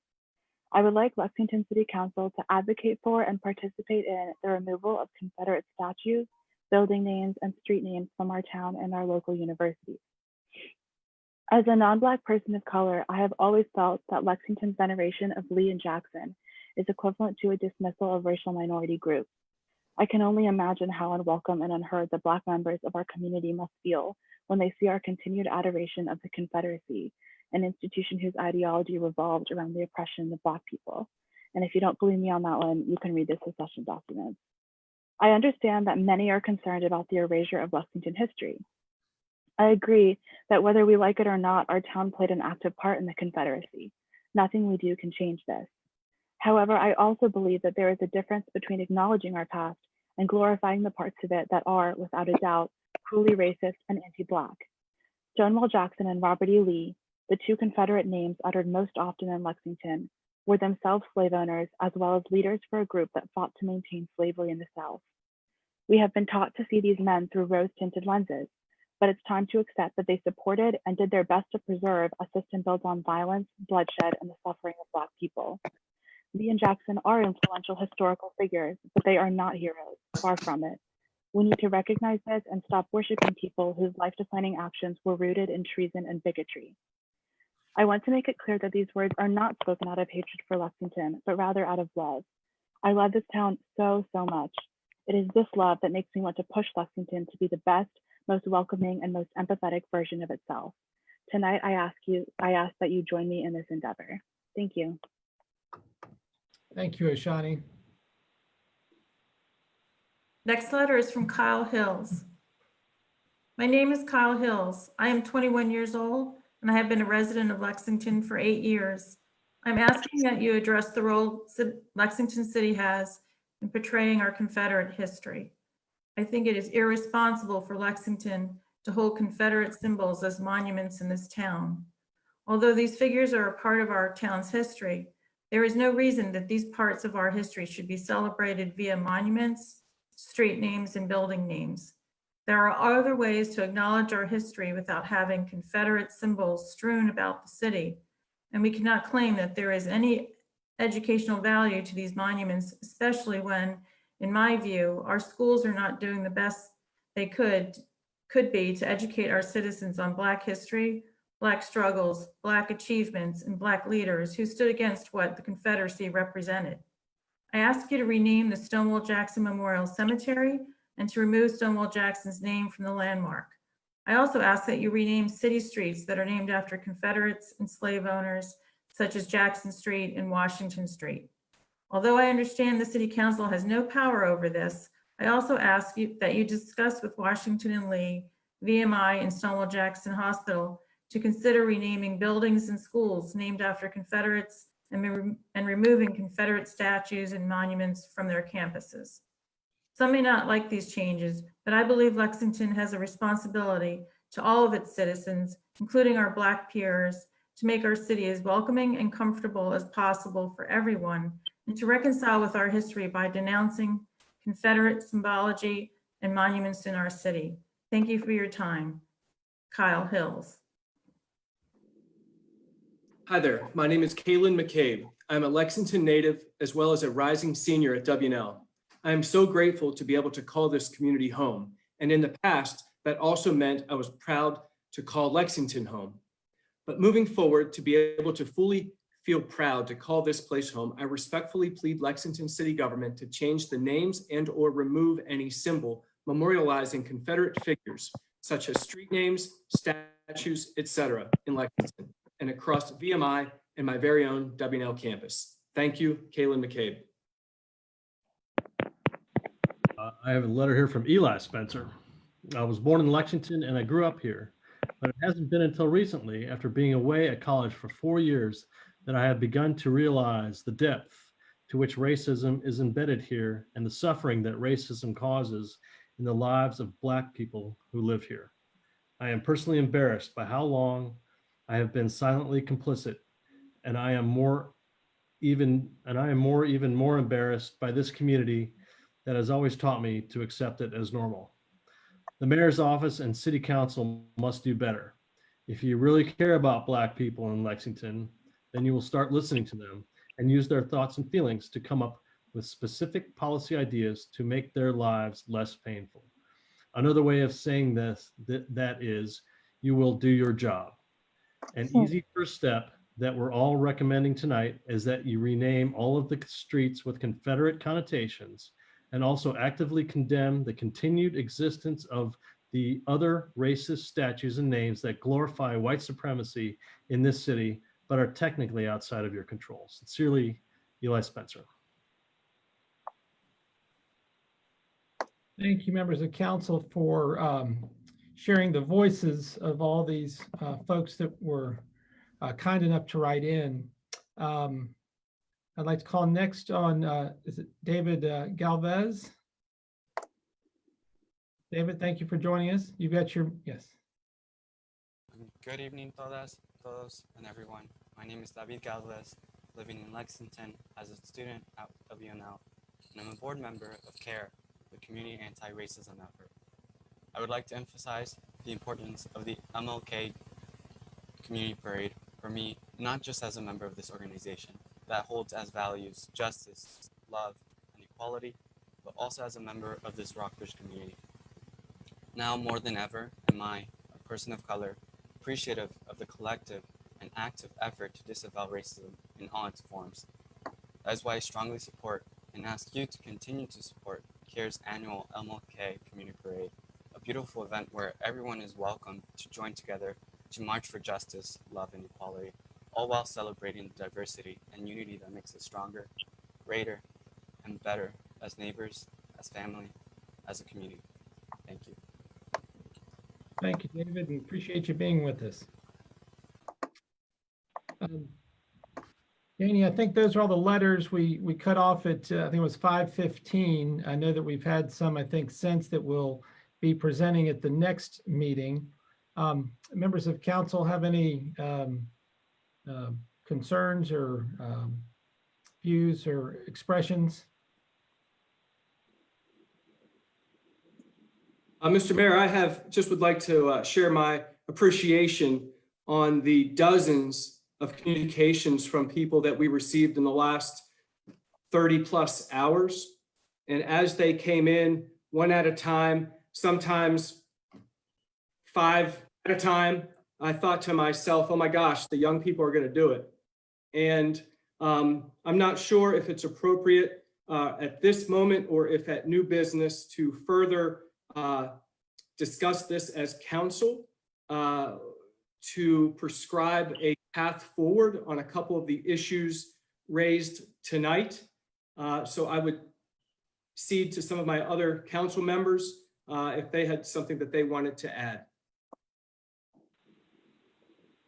I'd like to quickly echo David's comments of the strength of civic engagement that the youth supporting this movement has shown. It's refreshing, it's encouraging. It gives me hope that the young folks really do care. They feel these issues are important and want to have their voice heard. So thank you for making that happen. Just want to say, I know most of those young adults, saw many of them grow up in this town alongside my children. And you just really amazed me, all of you. You really were very concerned, and you know, we all learned from your remarks. Thank you. Yeah, I would also like to say I was very moved by many of the letters and the people that called in to make comments. And like David, I feel like we need to figure out a way to move forward on this. And I appreciate everybody's energy and commitment to being here tonight. Thank you. I think what we saw here tonight is the same energy of the movement of the United States going on all over the United States. And it's quite indicative of that and the action that our young people are taking. And these are our leaders of the future.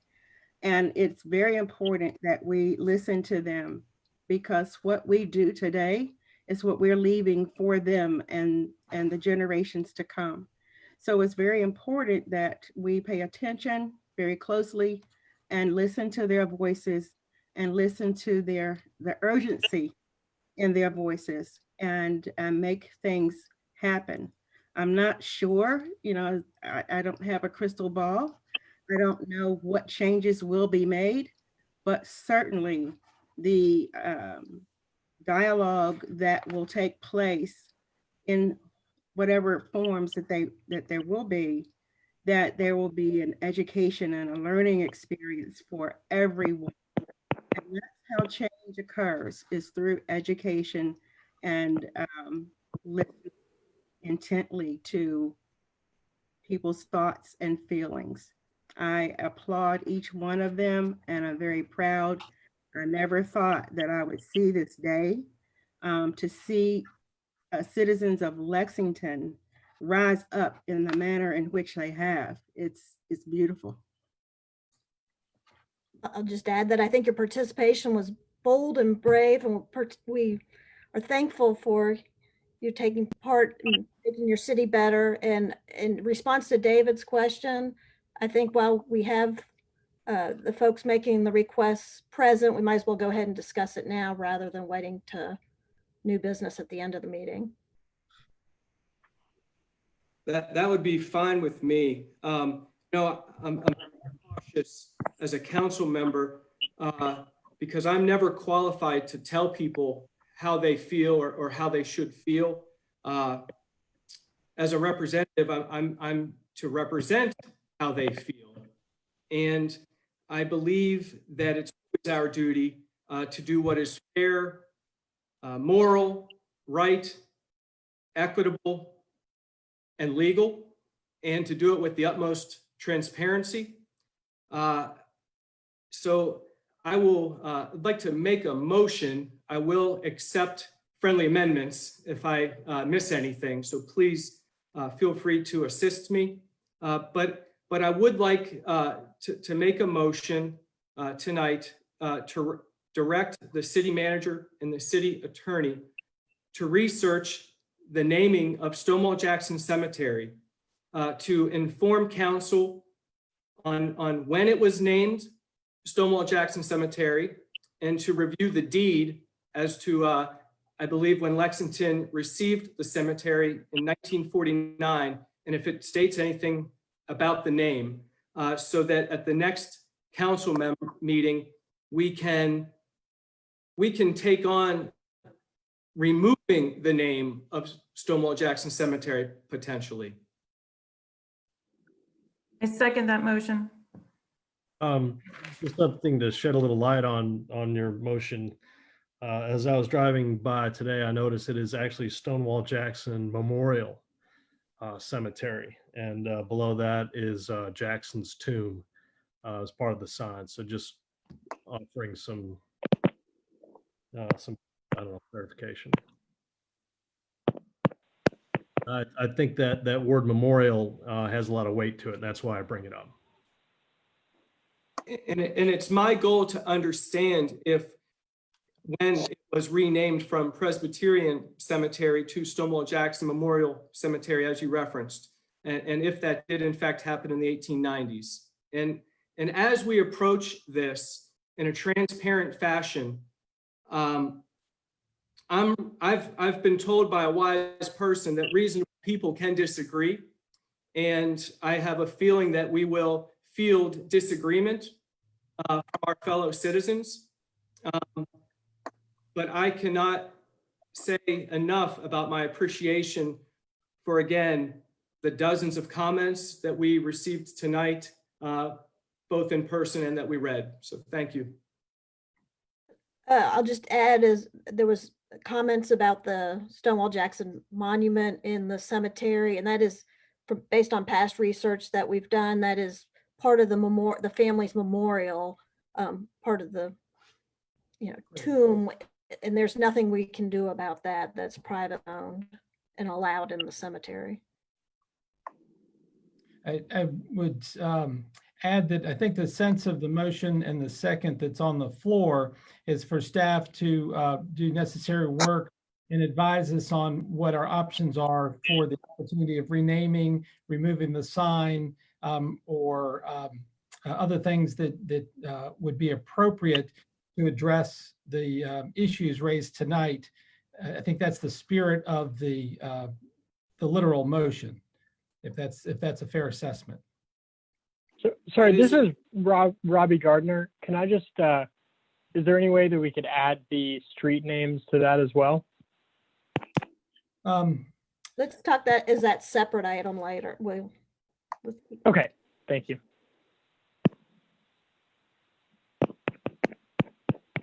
So, we have a motion and a second. Is there any further discussion? Staff, do you need any clarification on the motion? No, sir, Mr. Mayor, Jared. I'm clear. Okay. Jared, I'm clear. Thank you very much. I'm clear as well. Thank you. Roll call vote. Mr. Ayers. Aye. Ms. Strawn. Aye. Mr. Smith. Aye. Mr. Ziegler. Aye. Ms. Hens. Aye. Ms. Alexander. Aye. Motion passes unanimously. So for all those tuning in or listening in, we're directing staff to take a look at the options related to the Stonewall Jackson Memorial Cemetery sign. working towards the recommendations that we heard in the public tonight to remove Confederate names and or signage, if you will, from that standpoint. And Mr. Mayor, just to clarify that, and I know we just voted on it, but I do want to clarify the timeline essentially was that would occur by the next meeting so that we have information to further discuss at our next meeting. And I hope I said that. I hope that was clear. Yes, sir. And it may, depending upon the amount of information, it may necessitate a work session, but at a minimum, preferably full research, but at a minimum, a revisit of the topic on the agenda for the next meeting. Yes, sir. Thank you, Mr. Mayor. Thank you all. Before we move on, can I make a comment to those that are listening, especially the folks that wrote in all those letters? Certainly. I wish y'all were around 9 years ago when we faced a similar challenge with the fact that the city did not have a flag and banner policy, and the arguments and discussions we had on what the policy should look like, who should be able to demonstrate their symbols, and ultimately realize that in the interest of the First Amendment, we had to declare all symbols and messaging prohibited from the city flagpoles. As a result of that, and Ms. Alexander can attest to this, we were faced.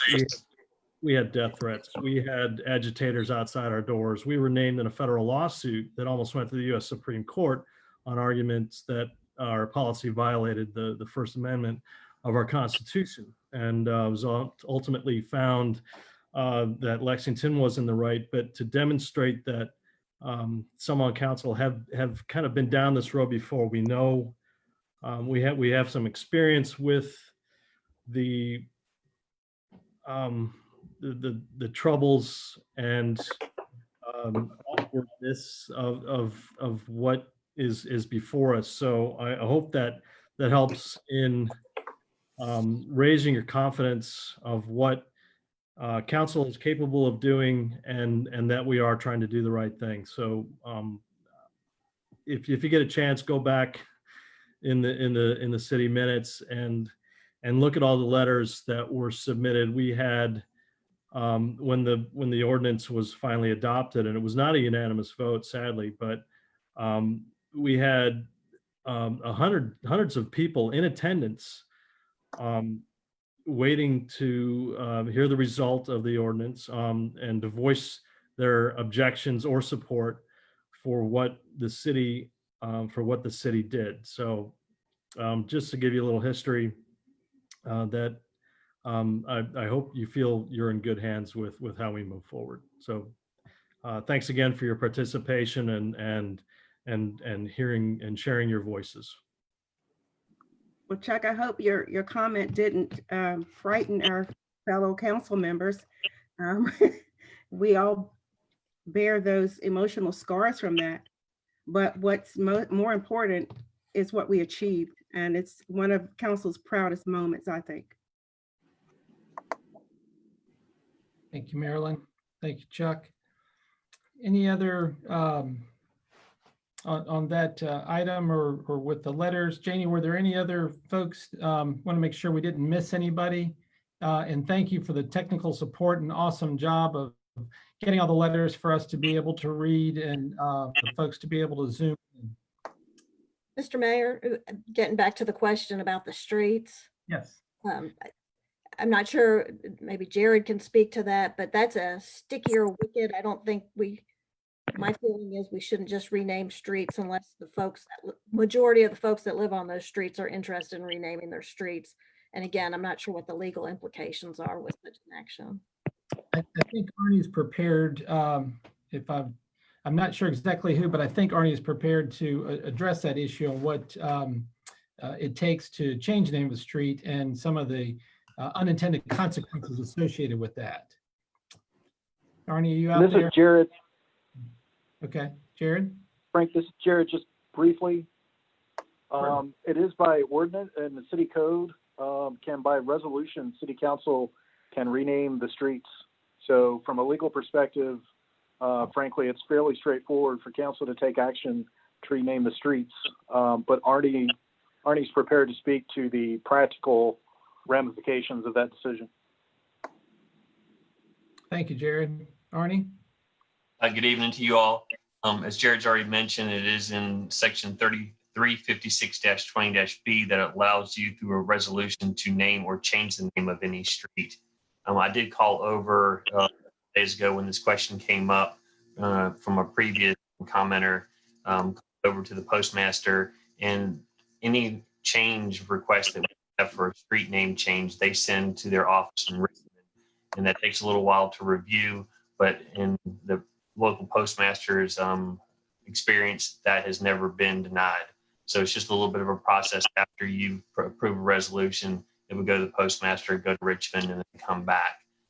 The only other thing that I would add is that previously I had recommended that if there is a petition that comes in, and this was a request from Molly McCord just earlier this week, that the folks submit a petition for the residents of that particular street, just so that you can have an idea of how many folks on that particular street would or would not be in support. I think that would be valuable information for you to make a decision.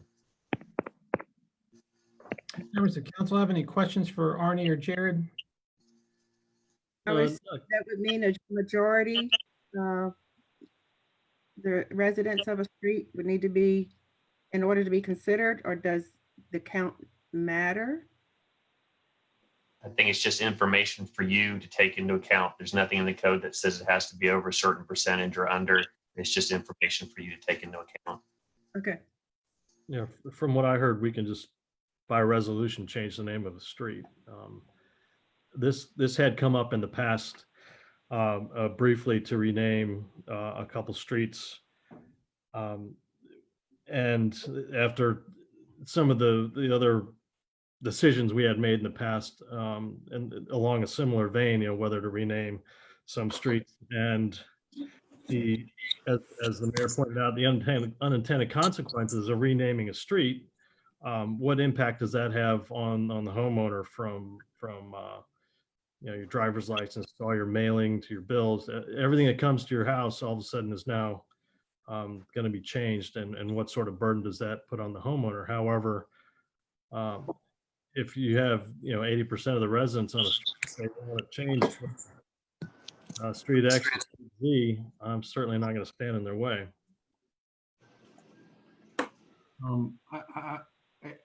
Arnie, I would ask. You mentioned that I think you said the post office would submit to the state the change in the street name. Is that correct? The local postmaster mentioned is the request would come to him after sign a resolution or approve a resolution.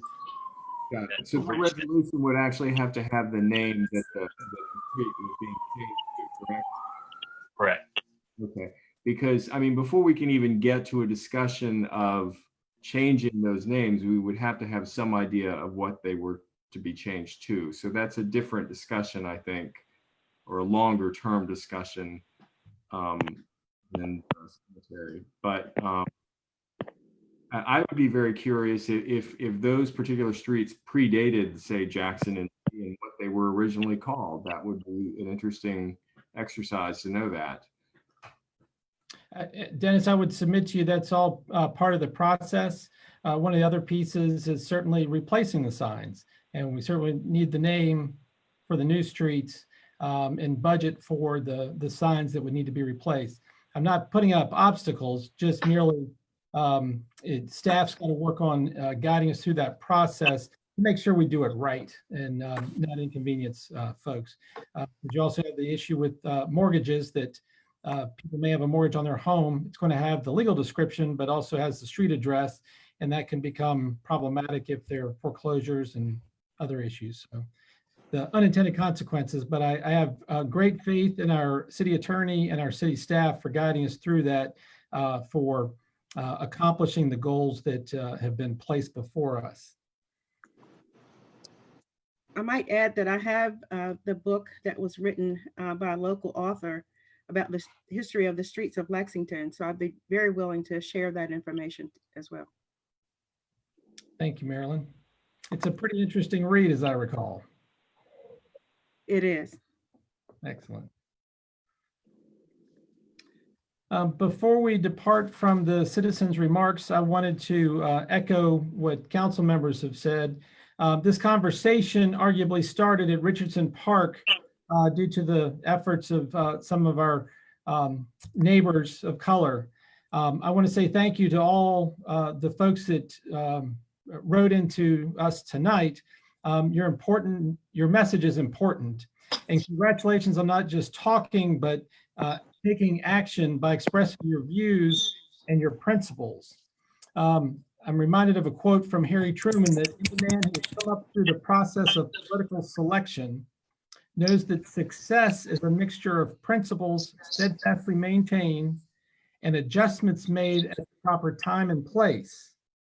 Adjustments to conditions, which are ever changing, not adjustments to principles. And I think the principles of freedom, equality, and kindness are what this council and what our city wants to be about. And as we embrace and work towards those principles, we encourage you and invite you all that were rallied, I understand, by Eli Spencer to stay involved and work with us and help us and educate us as we work towards seeing things through your eyes of the Lexington that we all love to make it the best it can be. The next item on the agenda is the consent agenda, and I would ask for council's consideration. I move to approve the consent agenda as presented. Second. Thank you, Leslie. Seconded by David, and this is the request for street closure for the CARE Parade celebrating Martin Luther King on Monday, January 18th, 2021.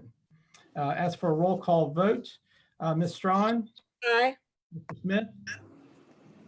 Aye. Mr. Ayers? Aye. Mr. Ziegler? Aye. Ms. Hentz? Aye. Ms. Alexander? Aye. Motion carries. Plan away, David and Robin. Unfinished business. Appointment of candidate to Lexington City School Board for a 3-year term beginning July 1, 2020 and ending June 30, 2023. I would ask for your consideration. I move to appoint Molly Fox to the City of Lexington School Board for 1 3-year term beginning July 1st, 2020 and ending June 30th, 2023. Second. Thank you, Michelle. Ms. Alexander with the second. Any discussion? Hearing none, Mr. Ziegler. Aye. Mr. Ayers. Aye. Ms. Hentz. Aye. Mr. Smith. Aye. Ms. Strawn. Aye. Ms. Alexander. Aye. Motion carries unanimously. Thank you all very much. Reports from boards and commissions. Chuck, do you have anything? Nothing from the Blue Ridge Resource Authority. I was absent at the last meeting. Very good. Main Street Lexington. Main Street Lexington, we met on Tuesday and we discussed setting up a committee to discuss how our downtown businesses can be more racially inclusive and inviting. And that was based on some of the comments that were made at the Richardson Park rally.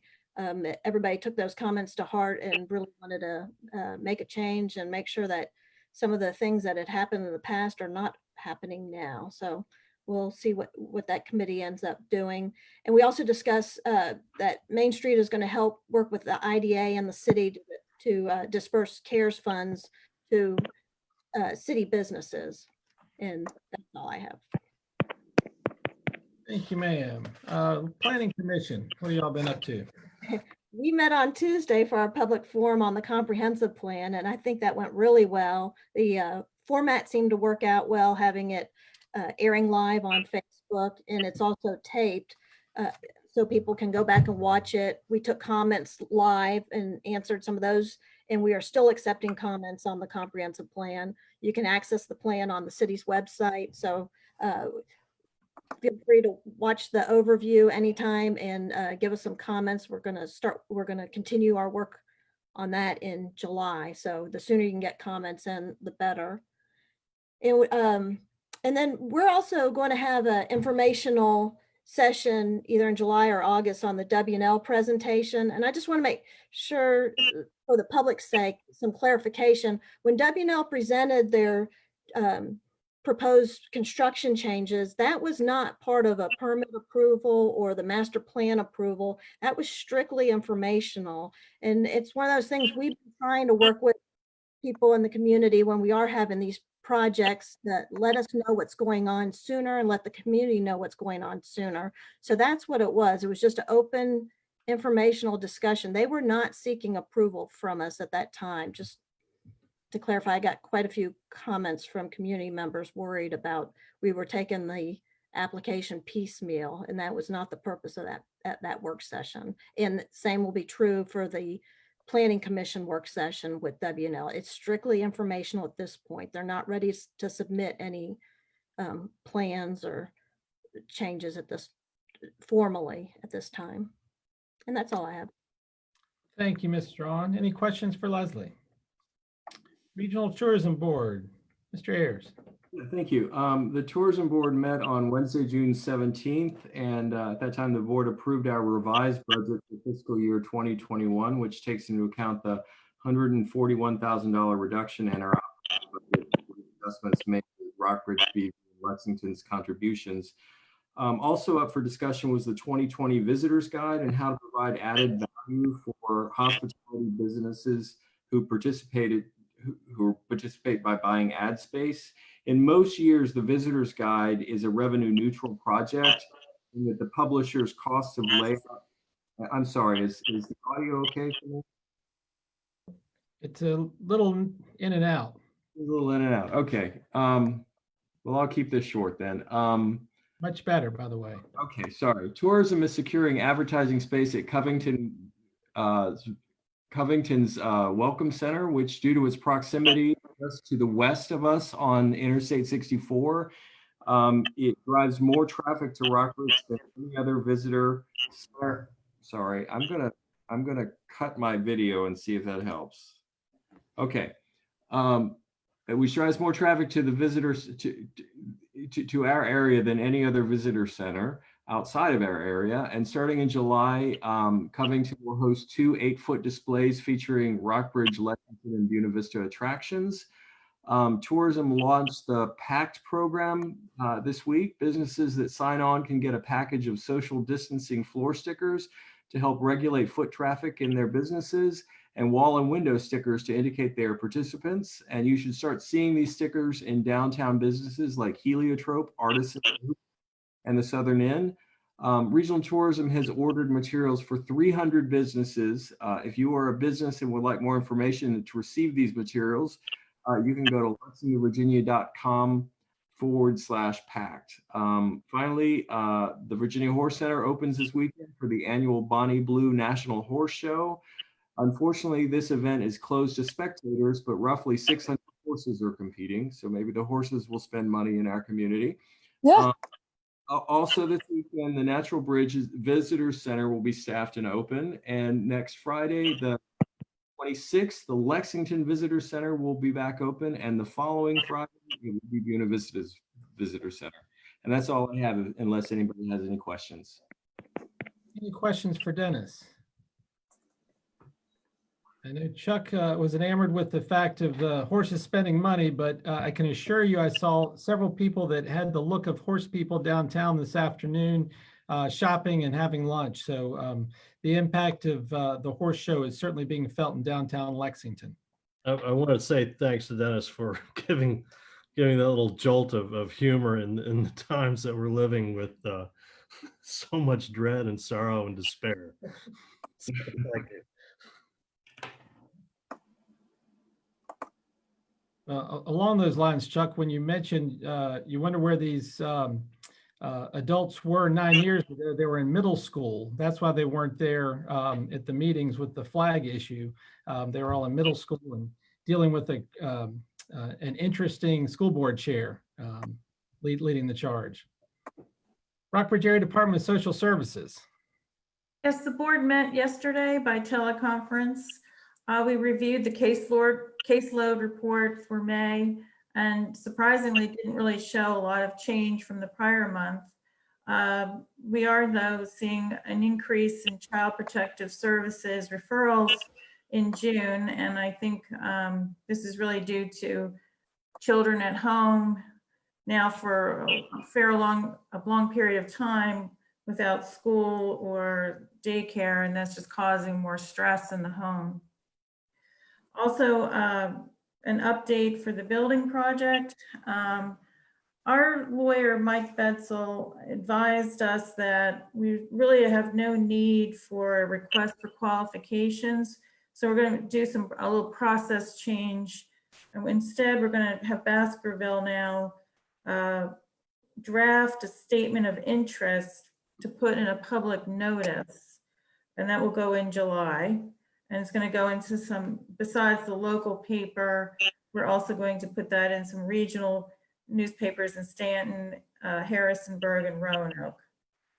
Once that is done, then the RFP will be given to those who expressed interest from the statement of interest public notice.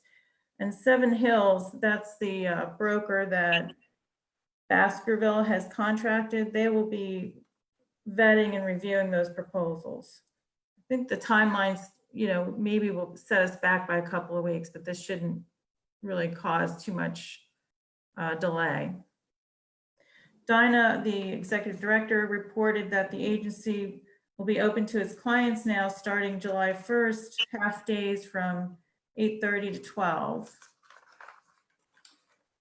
And when the board came out of closed session, we voted to take 7 children, this is all from Rockbridge County, into care.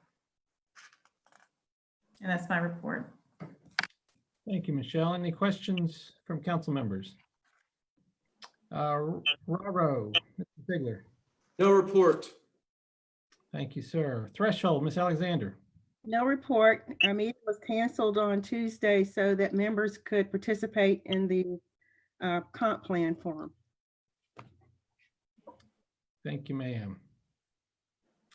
CARES Committee. Sure. Thank you. Brief update.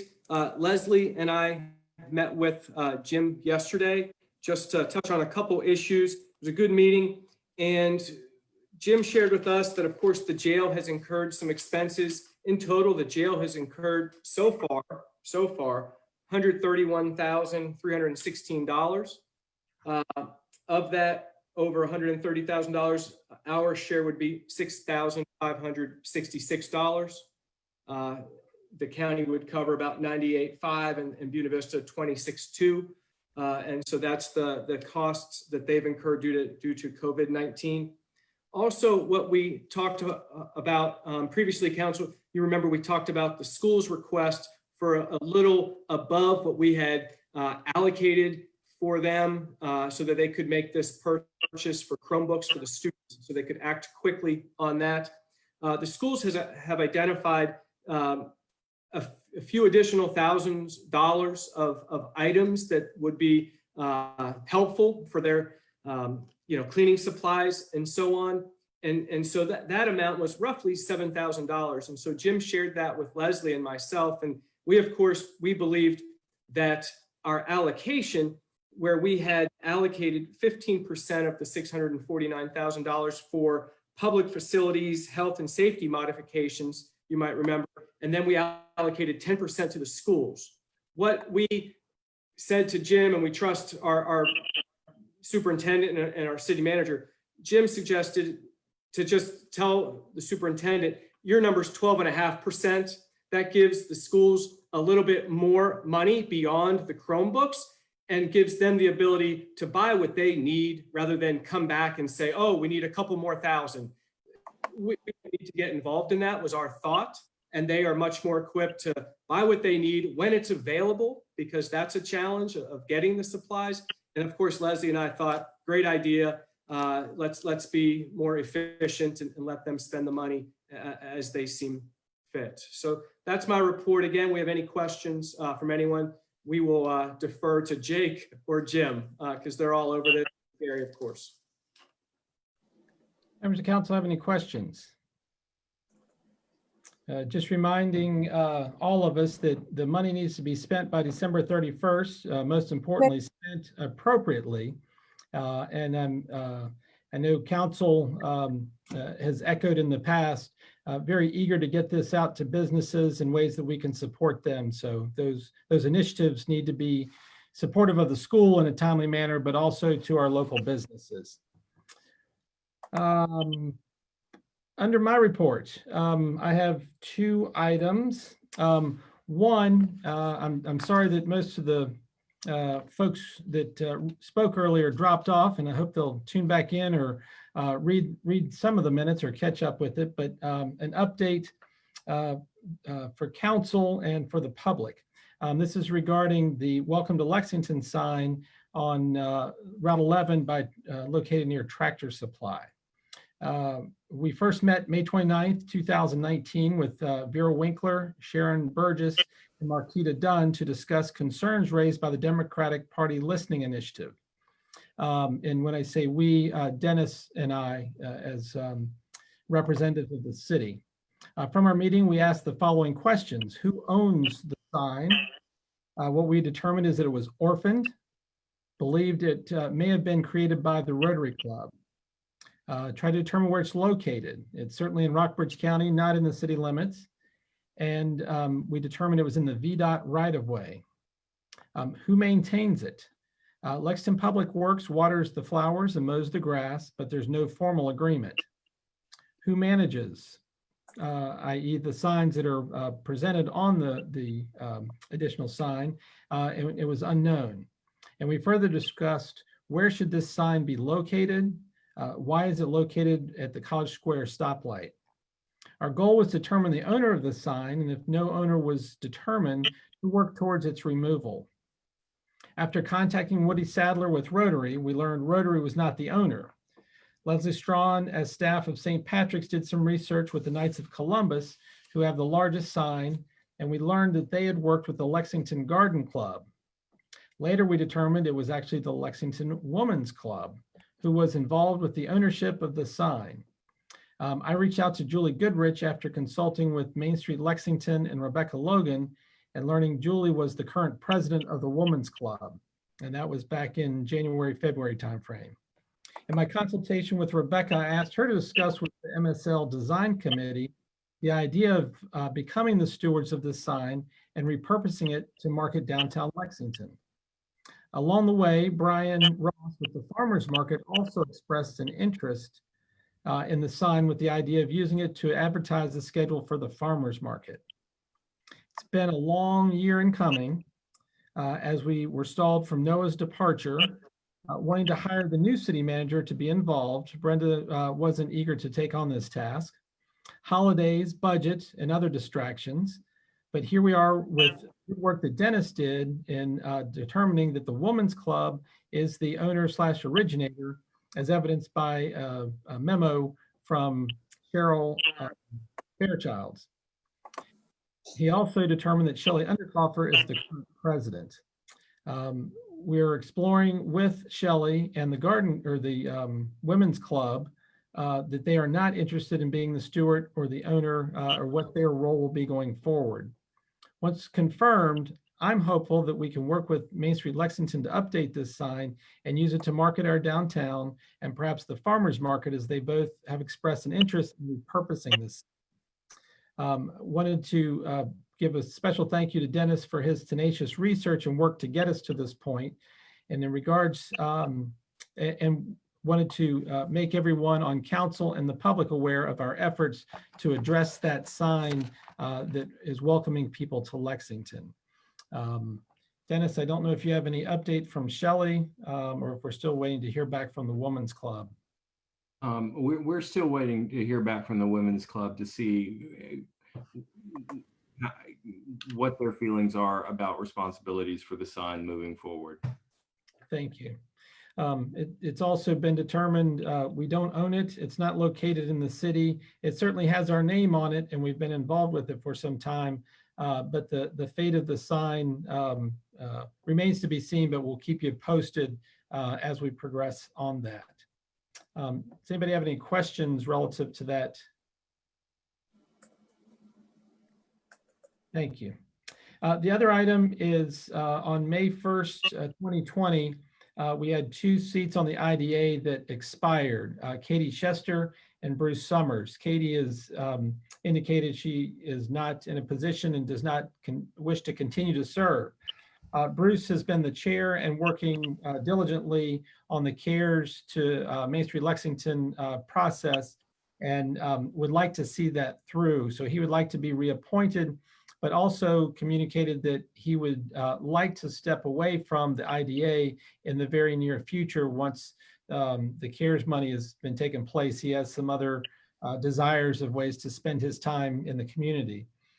So I bring forward to you and would ask for your consideration of Bruce Summers to be appointed effective May 1st, 2020 for a 4-year term that will expire May 1st of 2024. Mr. Mayor, I just would like to thank Dr. Katie Chester for her service, and then I would like to make a motion to reappoint Bruce Summers effective May 1st, 2020 for a 4-year term. Second. I got David with the motion, Leslie with the second. Any discussion? Hearing none, I'd ask for a roll call vote. Ms. Hentz? Sorry, aye. Thank you. Mr. Ayers? Aye. Ms. Strawn? Aye. Mr. Ziegler? Aye. Ms. Alexander? Aye. Mr. Smith? Aye, and as I finish my eye, just a quick tip. If you're having trouble muting and unmuting your mic, you can just do it with your space bar as a temporary unmute. Very good. Thank you, Chuck.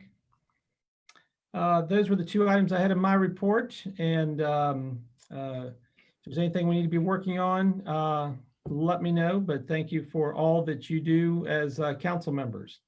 City Manager. Thank you, Mr. Mayor and council members.